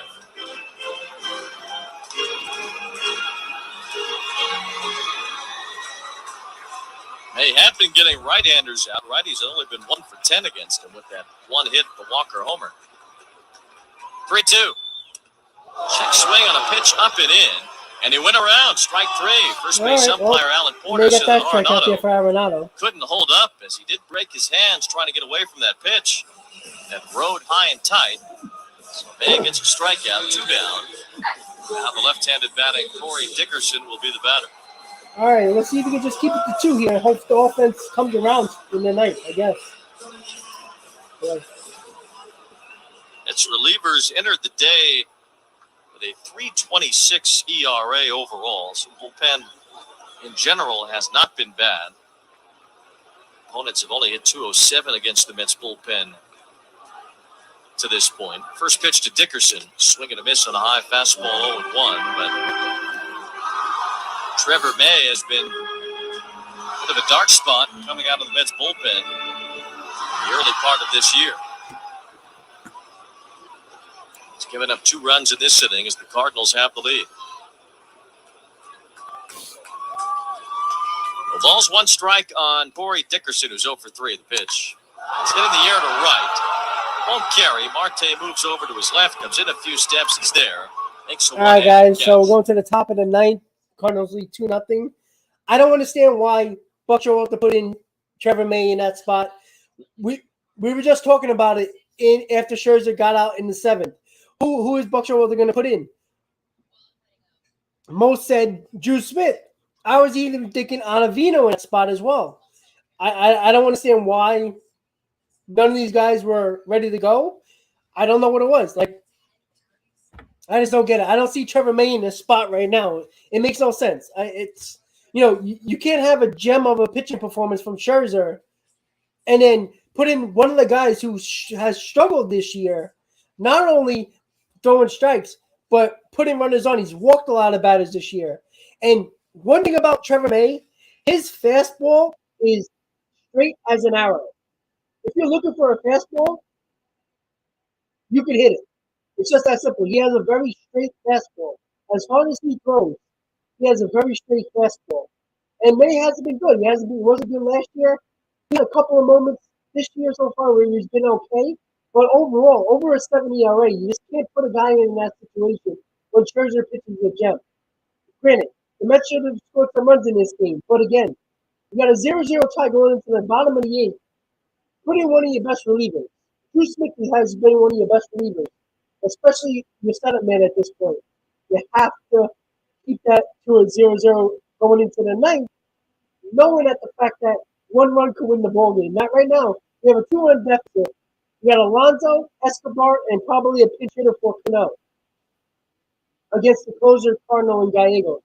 So, again, Mets should have scored some runs in that point. You can blame the offense a little bit, definitely. But I don't understand the mindset of putting Trevor May in that spot. It didn't make no sense to me. Here we go, guys. Top of the 9th. Cardinals lead 2-0. 2 runs in the bottom of the 8th. Mets need to score some runs here. At least try to tie it. We shall see, guys. Always have confidence in his team this year. There's something different about this team. It ain't over until it's over, but we shall see. Trevor May has been horrible for this team for last year and definitely so far this year to start. Here we go, guys. Top of the 9th. Mets are trailing 2-0. Alonso, Escobar, and Cano. Cano probably going to get a pitch hit in that spot. We will see. Here we go, guys. See if the Mets can roll a comeback here. The lead. Now in the 9th inning, Pete Alonso, Eduardo Escobar, and Robinson Cano do up against Gallegos. Mexican-born right-hander. 4 for 4 and Do save the song. for Gallegos. A beautiful song. 1.42 ERA. This is a jam.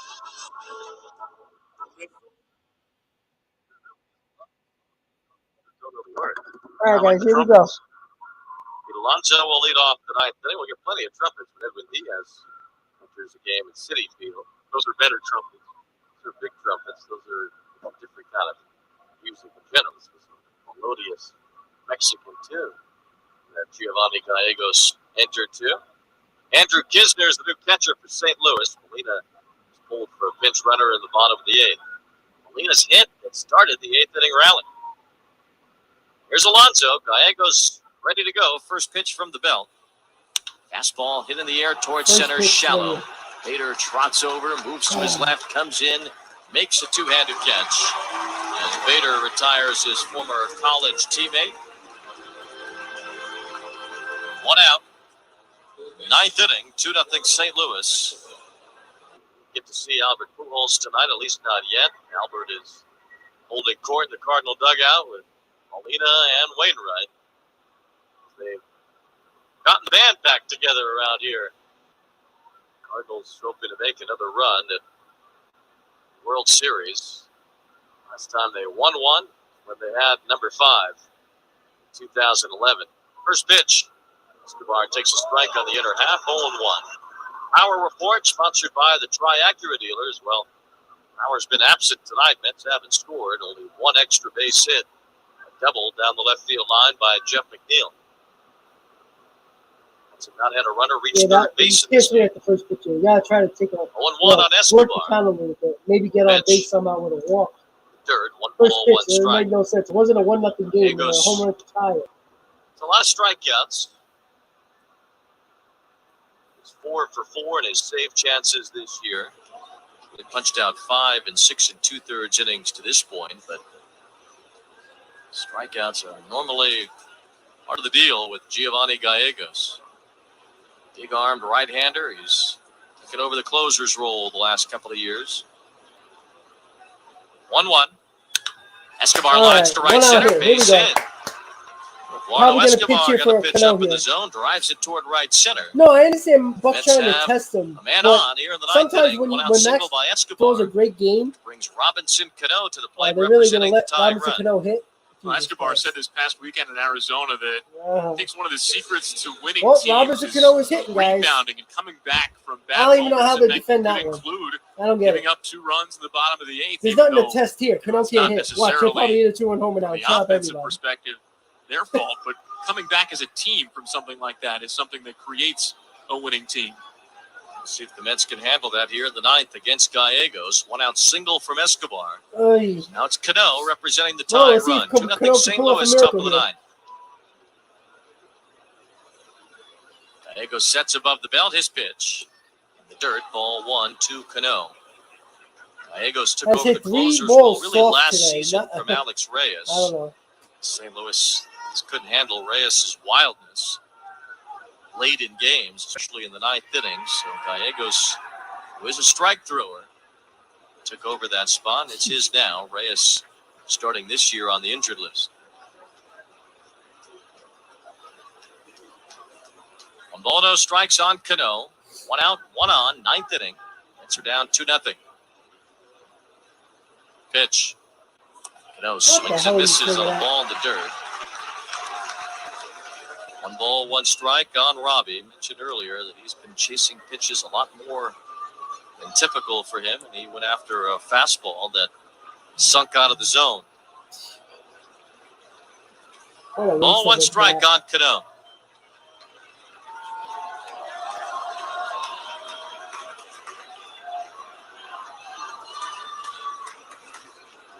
Gallegos from the set, his pitch. Swing and a miss. Pulled the string. It was a pitch up. It was a changeup up, and Cano was way out in front of it. 1 ball, 2 strikes on Cano. Marcana is on deck.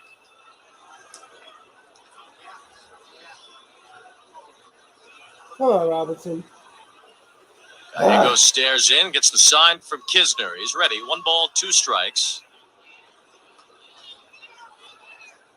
Pitch to Cano. Fastball outside, ball 2. 2 starters not factoring in the decision tonight. Michaelis and Scherzer, 7 scoreless each. Trevor May allowed 2 runs in the bottom of the 8th inning, which put the Cardinals on top, and that's where it is now in the ninth. 2-0 St. Louis. 2 balls, 2 strikes on Cano. 1 out here in the ninth as time is called. And Cano steps out of the box.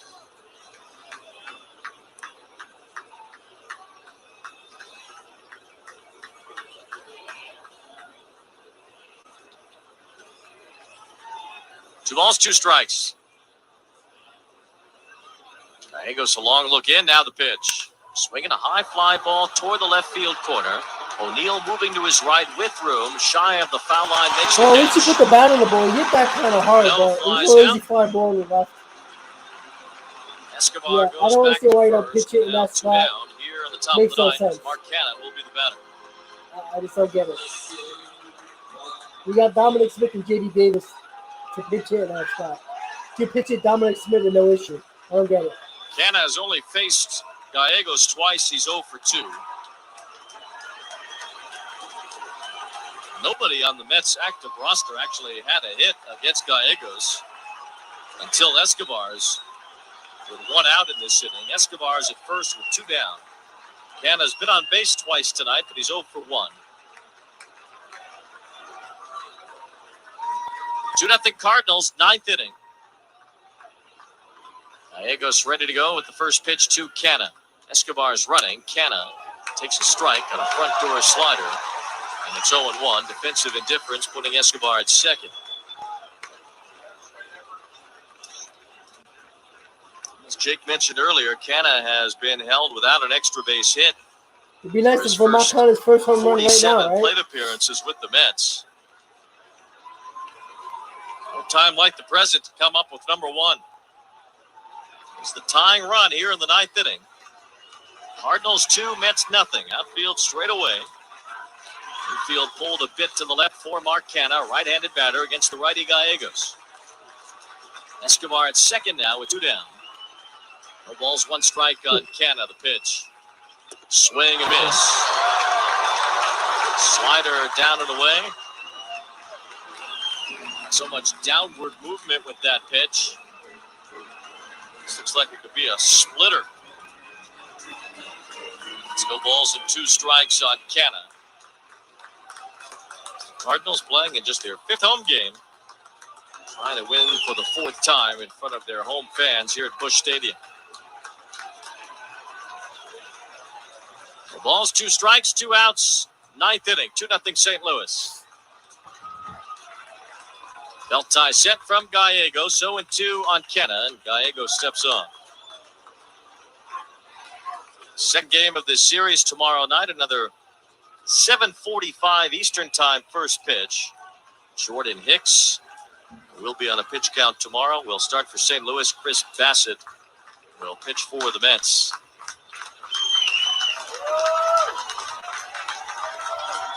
Gallegos ready now for an 0-2 pitch. All right, to Mark Canna. Let's go. Keep it alive. Here it comes. Bounced it in there. Kisner puts his chest on it to keep it in front. 1 ball, 2 strikes on Mark Canna. Around over 35,000 announced tonight. Chilly temps kept some of the Cardinal faithful away. Self-proclaimed best fans in baseball.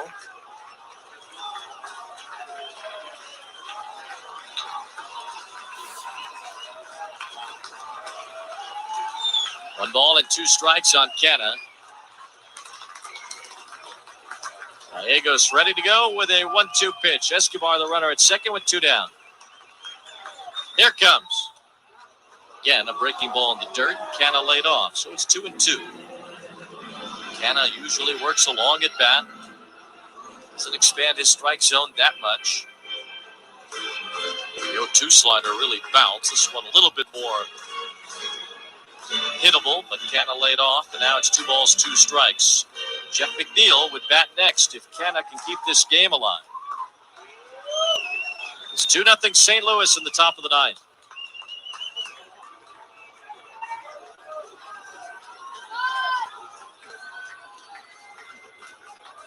Kisner gives Gallegos the sign. Gallegos is ready. 2 balls, 2 strikes, 2 outs. Pitch to Canna. Swinging a foul back. That was a hittable spot. Right there. That slider was on the inner half about belt high. Fouled it back. Canna put a good swing on it, but just fouled it back. 2 balls, 2 strikes. Still the count on Mark Canna.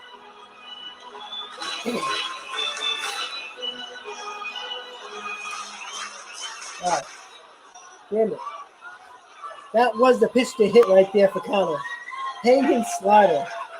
Just missed time is called as Kisner will go out to talk to Gallegos. The rest of the Cardinal infield will meet out there as well. Count 2 balls, 2 strikes on Mark Canna here in the top of the 9th inning.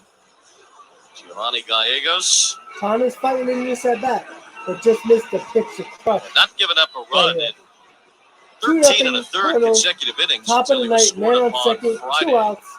Canna at the field, a 2-2 count. A run against the Reds in that game.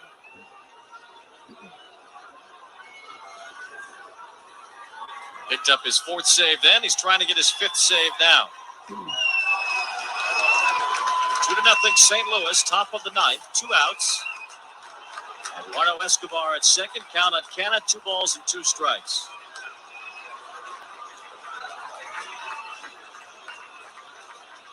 Gallegos brings his hands down to his belt. His 2-2 pitch.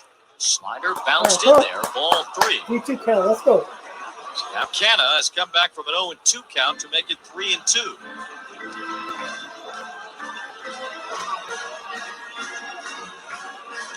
Gallegos goes to the back of the mound, touches up the Rosenbachs. Blows on his hand a little. Gets back on top of the rubber. Readjusts his red cap and stands ready now on the third base side of the mound. Escobar leads off of second. 2 outs, 9th inning. 2-0, the Cardinals have the lead. Canna digs back in with a full count. 3 balls and 2 strikes. Canna making Gallegos work for it. Now he's called time.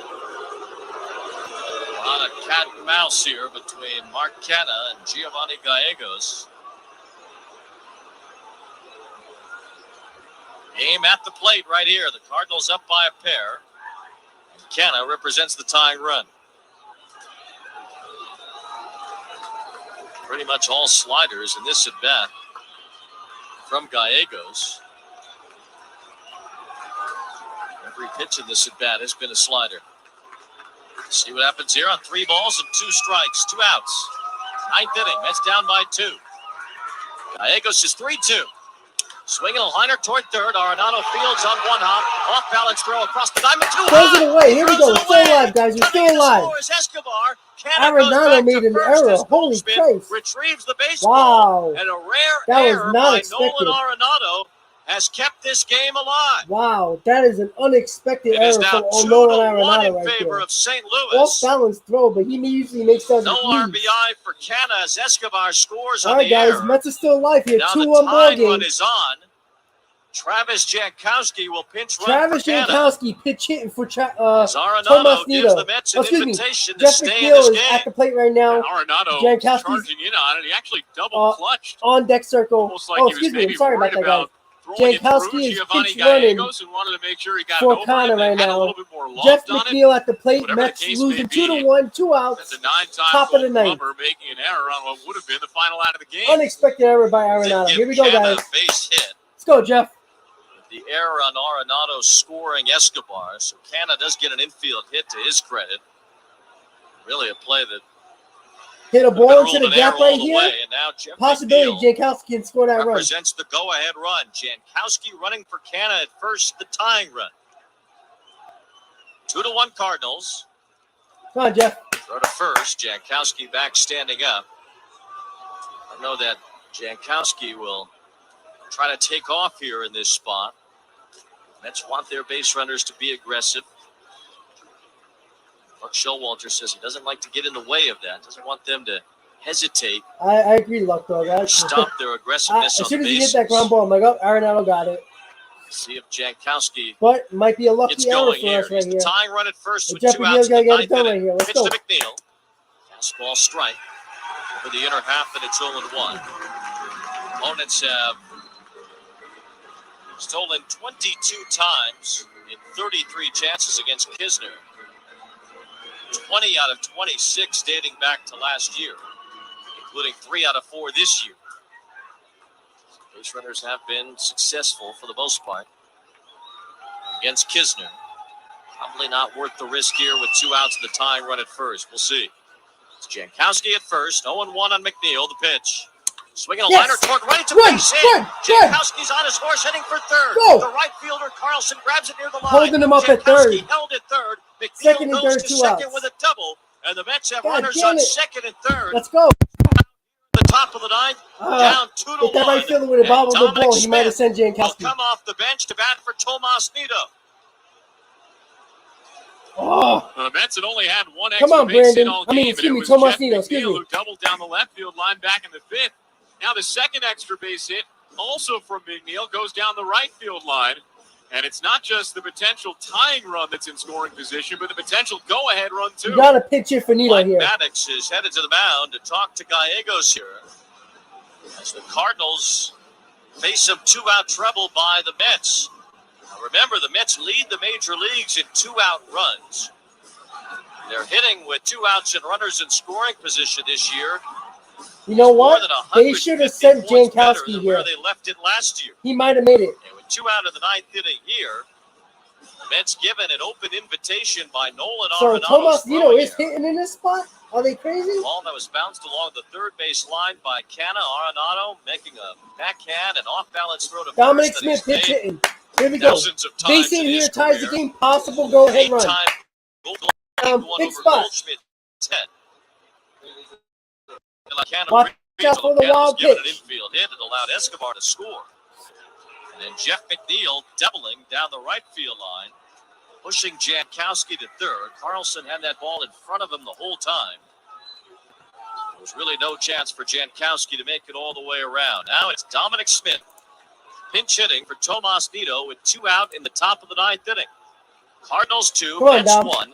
Tying and go-ahead runs in scoring position. First pitch. Smith backs away from a fastball that hits the inside corner. It's 0-1. Smith 0 for 2 with a strikeout in his career against Gallegos. His career as a pinch hitter, Dom's been pretty good. 276. I don't know. It was close, but 3 home Jankowski runs. might have scored on that double right there. Base hit here will do for the Mets. Second He has and been third, aggressive 2 all year. I'm outs. surprised he No didn't let balls him and go. 1 strike. Diaz is Gallegos warming ready up in the from bullpen belt. with His Drew pitch. Smith. Come on, Dom. Inside, didn't get the call. Just off the plate in. It's 1 ball, 1 strike on Dominic Smith. Told you the arms in the Cardinals outfield are pretty good. Jankowski at third base, the tying run. McNeil with decent speed at second represents the go-ahead run. Yeah! Cardinals 2, Mets 1, Safe! 9th. Yeah! Let's take the lead, baby! 2-out rally Yes! here from the Mets. 1 ball, 1 strike on Dominic Smith. Gallegos ready, his pitch. Swinging a ground ball. Dom toward beats first that base. first base. Yeah, baby. Nobody's covering first. Flip to Safe. Gallegos. Smith is Let's safe. go. McNeil 3-2 round Mets, third. baby. Go. Go. The Mets have Woo. lead. Dominic Let's Smith go. comes through off the Let's bench go. with 2 outs in the top of the 9th. Great hustle by Dom Smith, baby. That's what I'm talking about. Never say die Mets, baby. Let's go. But Gallegos was late to cover first base. Dominic Smith slides, gets in, safe at first base. 3-2 Mets. What a hustle by McNeil coming around third. 3-2 lead, baby. To take a 3-2 Yes. lead with 2 outs here in the Woo. top of the 9th. Let's go. Here we go, baby. Timely That's what I'm hits, but talking also about. taking advantage of some Cardinal miscues. Let's A go. team that's been so 2 good bad defensively, and plays Goldschmidt by makes the a great Cardinals. play to get that ball, but Kept us Gallegos alive. never went over Hustle to by cover. Dom Smith. Arenado error Slides to at the first, door. gets it. Gallegos McNeil not comes covering, around helps the third Mets take the lead. and scores. Gallegos Great fielded the hustle throw by from Jeff McNeil. Goldschmidt. 3-2 Mets. He Let's turned go. around to fire home, Let's but go. had no chance if McNeil Big just play kept by Jeff running. McNeil. Continue to run Now hard. Oliver Beautiful. Marmol is Let's out go. of the Cardinal dugout. Pitch and change, baby. What a roll from the Mets here with All right, guys. Pitch and change for the Cardinals. Mets lead 3-2. Dominic Smith's ground ball down the line. Nice play by Goldschmidt, but Gallegos was late covering first base. Dom Smith with the hustle, slides to first. Safe. McNeil comes around third, not stopping. And Gallegos goes late home. 3-2 Mets. Mets take the lead in the top of the 9th. 2-out rally by the Mets. Absolutely amazing. Never say die Mets this year. Granted, guys, I wasn't very confident, but look at this, guys. I'm shocked right now. Arenado, unexpected error. Gallegos not covering first base. 2 bad plays defensively by the Cardinals, who was a very good defensive team. Mets took full advantage of that. The best team in baseball, scoring runs with 2 outs, are the New York Mets, and they showed them again. Absolutely great game so far, guys. New York Mets take the lead, but it's not over yet, guys. Dominic Smith, that first 2 outs. Brandon Nimmo coming to the plate. Aaron Diaz will be coming into this game for a save situation. Wow, guys, I'm pumped up right now. I can't believe it right now. This is such a different team right now. This is the steal of a win if the Mets can close out this game. This is a steal of a game from the Mets. The Mets look lifeless through 8 innings. Absolutely amazing.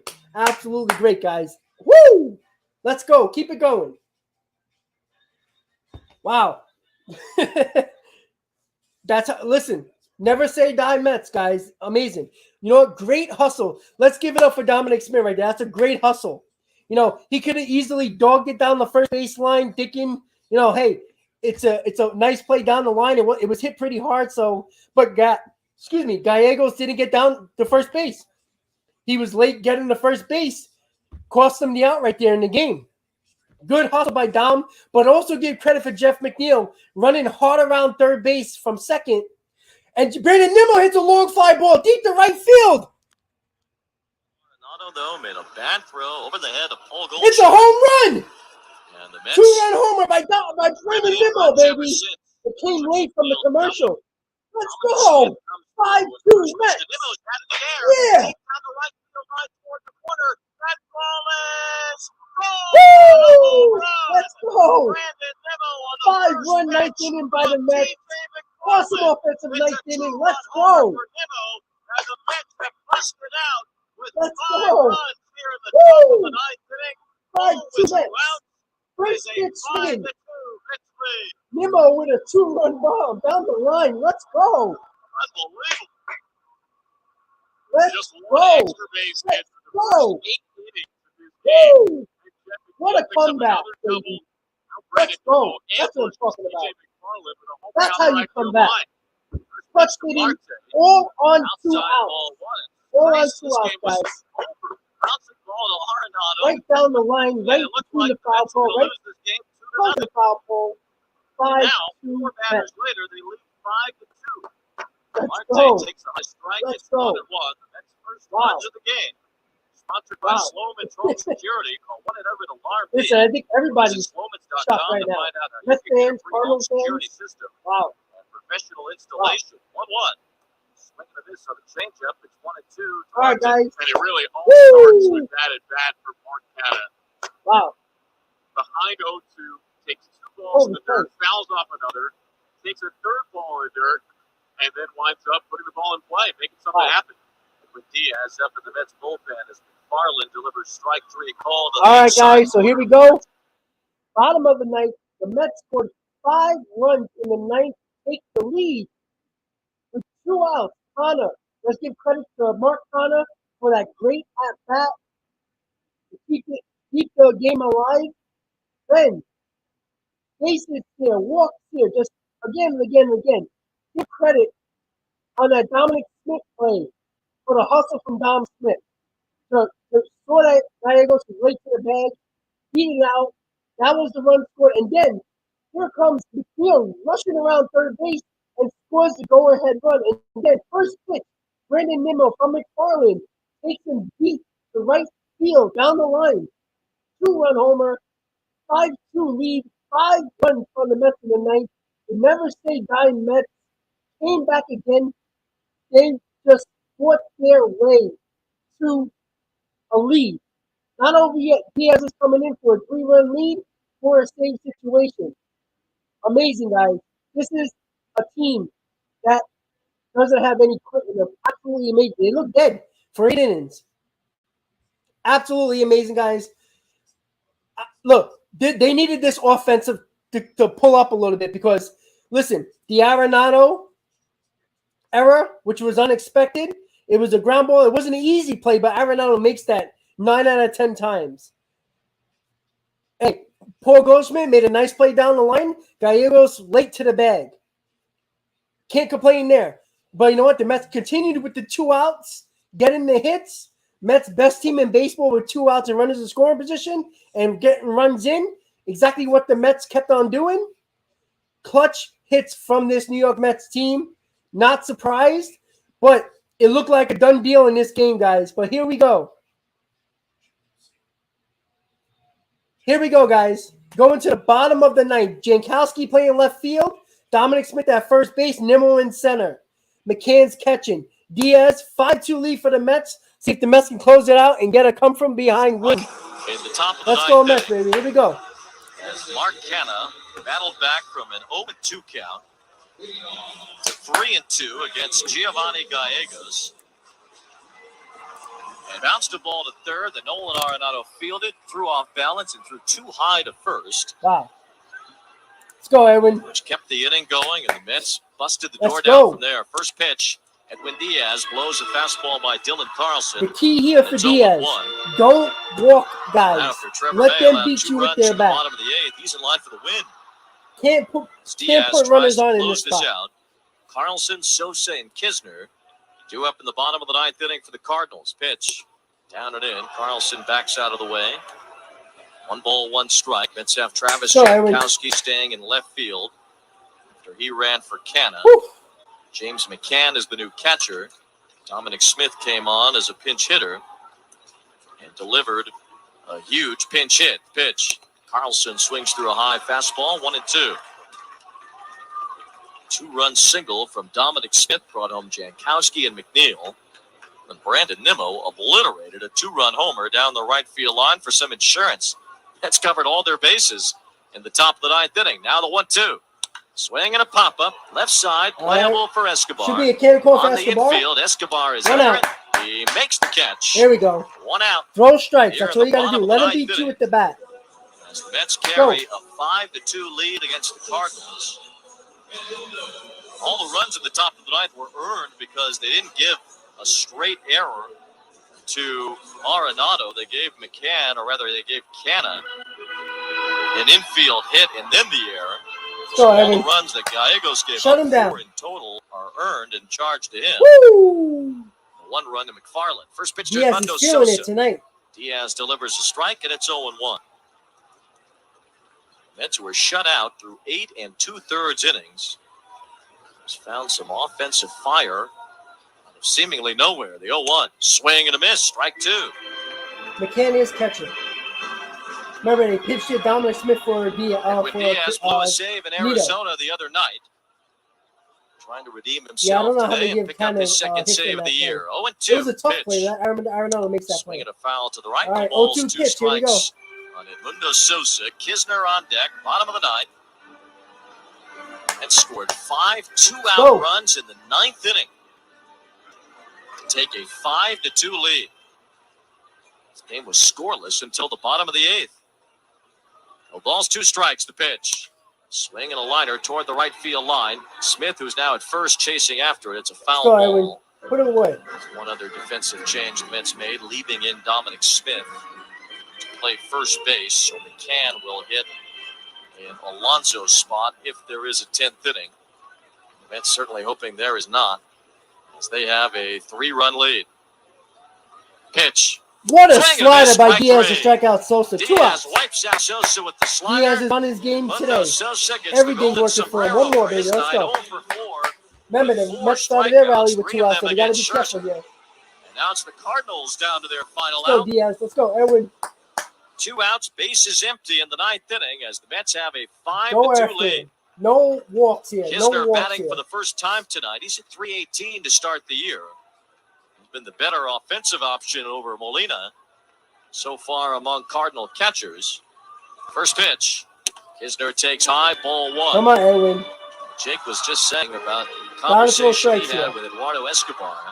How good teams find ways to rebound quickly.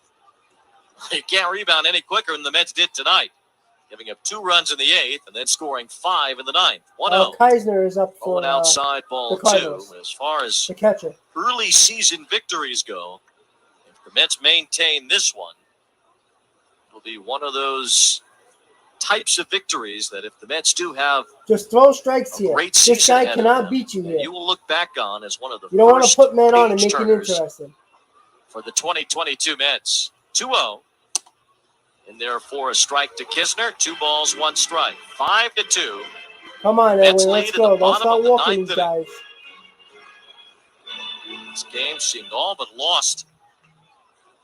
The Mets were down to their final strike, down 2-0 in the top of the 9th. 2 balls and a strike. Pitch.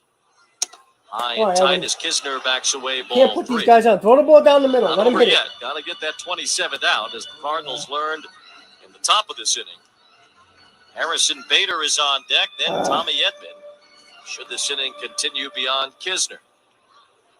5-2 Mets in the 9th. 3 balls and a strike on Kisner, the pitch. Outside, the fastball missed. Can't walk, guys. Can't walk in there. Harrison Bader will have a chance with 2 outs. Bader Come on, Edwin, let's go. behind Molina in the 8th inning after Yanni singled. So did Bader. You know, in that spot, throw the ball down the middle, let him hit it. Walk and the bases loaded for Tyler O'Neill, who delivered a 2-run single to score Molina's pinch runner, Brendan Donovan. And then Come on, Edwin. It's not over yet. 2 out, runner on. Bottom of the 9th. Mets lead 5-2. First pitch. Swing and a foul back. Bader had a good cut. It's 0-1. Diaz, including the strikeout of Sosa, has fanned 13 hitters in 7 2/3 innings. He's allowed 2 home runs now. He gave up so many home runs in 2019. Not nearly as many the last couple of years as he did in that first year with the Mets. 0-1 pitch. Swing and a miss on the Come on, one more strike. Let's go, Diaz. Kisner goes to second on defensive indifference as the Mets hold a 5-2 lead here in the bottom of the 9th inning. 2 outs, 2 strikes on Bader. All right, let's go. 2 outs. 2 outs, 2 strikes. Diaz comes set at the bottom belt. 9. His 0-2 pitch. Swing and a liner foul down the right field line. Still 0-2. Mets fans who are here on third base side dugout have gotten energized. Boy, was the Mets bench energized as that 5-1 inning unveiled itself. Mets dugout was jumping up and down when Dominic Smith got to first. 0-2. Swing, yeah, put it in the books, baby. Say goodnight to Let's the Cardinals. go. The Mets win. Big comeback And win by the what a Mets. win it was. Mets are now 13-5 on the Harrison season. Bader to end it. Yes. The Mets were down to their final. There we go, guys. That's a big comeback right there. With 2 outs, the comeback has been initiated. Mets win 5-2. 5 runs in the 9th to come back and beat the Cardinals. After the Cardinals scored 2 runs in the bottom of the 8th, Mets win 13-5. Game 1 of the series to the Mets. Nice performance by the New York Mets. Scherzer with a great performance. May almost destroyed us here and gave up the 2 runs in the 8th, but never say die Mets. Come back with 2 outs. The Arenado should have been an error, but they called it a base hit for Connor. Just absolute great hitting by every guy in this lineup in the 9th. Absolutely amazing for the Mets to come back in this game. Donald, how does one donate? There's a $sign by the comment section. If you can do it, it's fine. If you don't, it's no problem. What a comeback, guys. It's been excellent today. We thought we had no hope 2 outs in the 9th, but the Mets found out a way to pull out a win, and that's another sign of a good team, guys. The Mets offense came alive in the 9th. Dominic Smith with the pinch hit 2-run base hit, running, hustling down the first baseline, beating out Gallegos to get the base hit, and McNeil's hustle around third base. He could have easily stayed at third base, but hustled to get home for that lead run to make it 3-2. And then first pitch, Brandon Nimmo hits a home run, 2-run homer, makes it 5-2, and Diaz shuts it down and wins the game for the Mets and gets the save. Once again, guys, Mets win 5-2 in a comeback performance, 5 runs in the 9th. Great game, guys. Great stream. I will see you guys probably in a few days. Maybe I'll do the ending game of the series against St. Louis, but I'll let you guys know. Keep on checking out my page to make sure when the next live stream is. I'll keep you guys posted. Once again, guys, don't forget to hit on that like button if you haven't already. Let's get that stream out to more people, and the people who replay will be at the top of the list. Once again, guys, Mets win 5-2, 13-5 on the season. Take game 1 of the series against the Cardinals. I will see you guys next time. I'll keep you posted on the next stream for the game. Danny, thank you so much. All right, guys, have a good night. Enjoy the Mets win. See you next time. As always, Mets fans, let's go Mets. Have a good night, guys.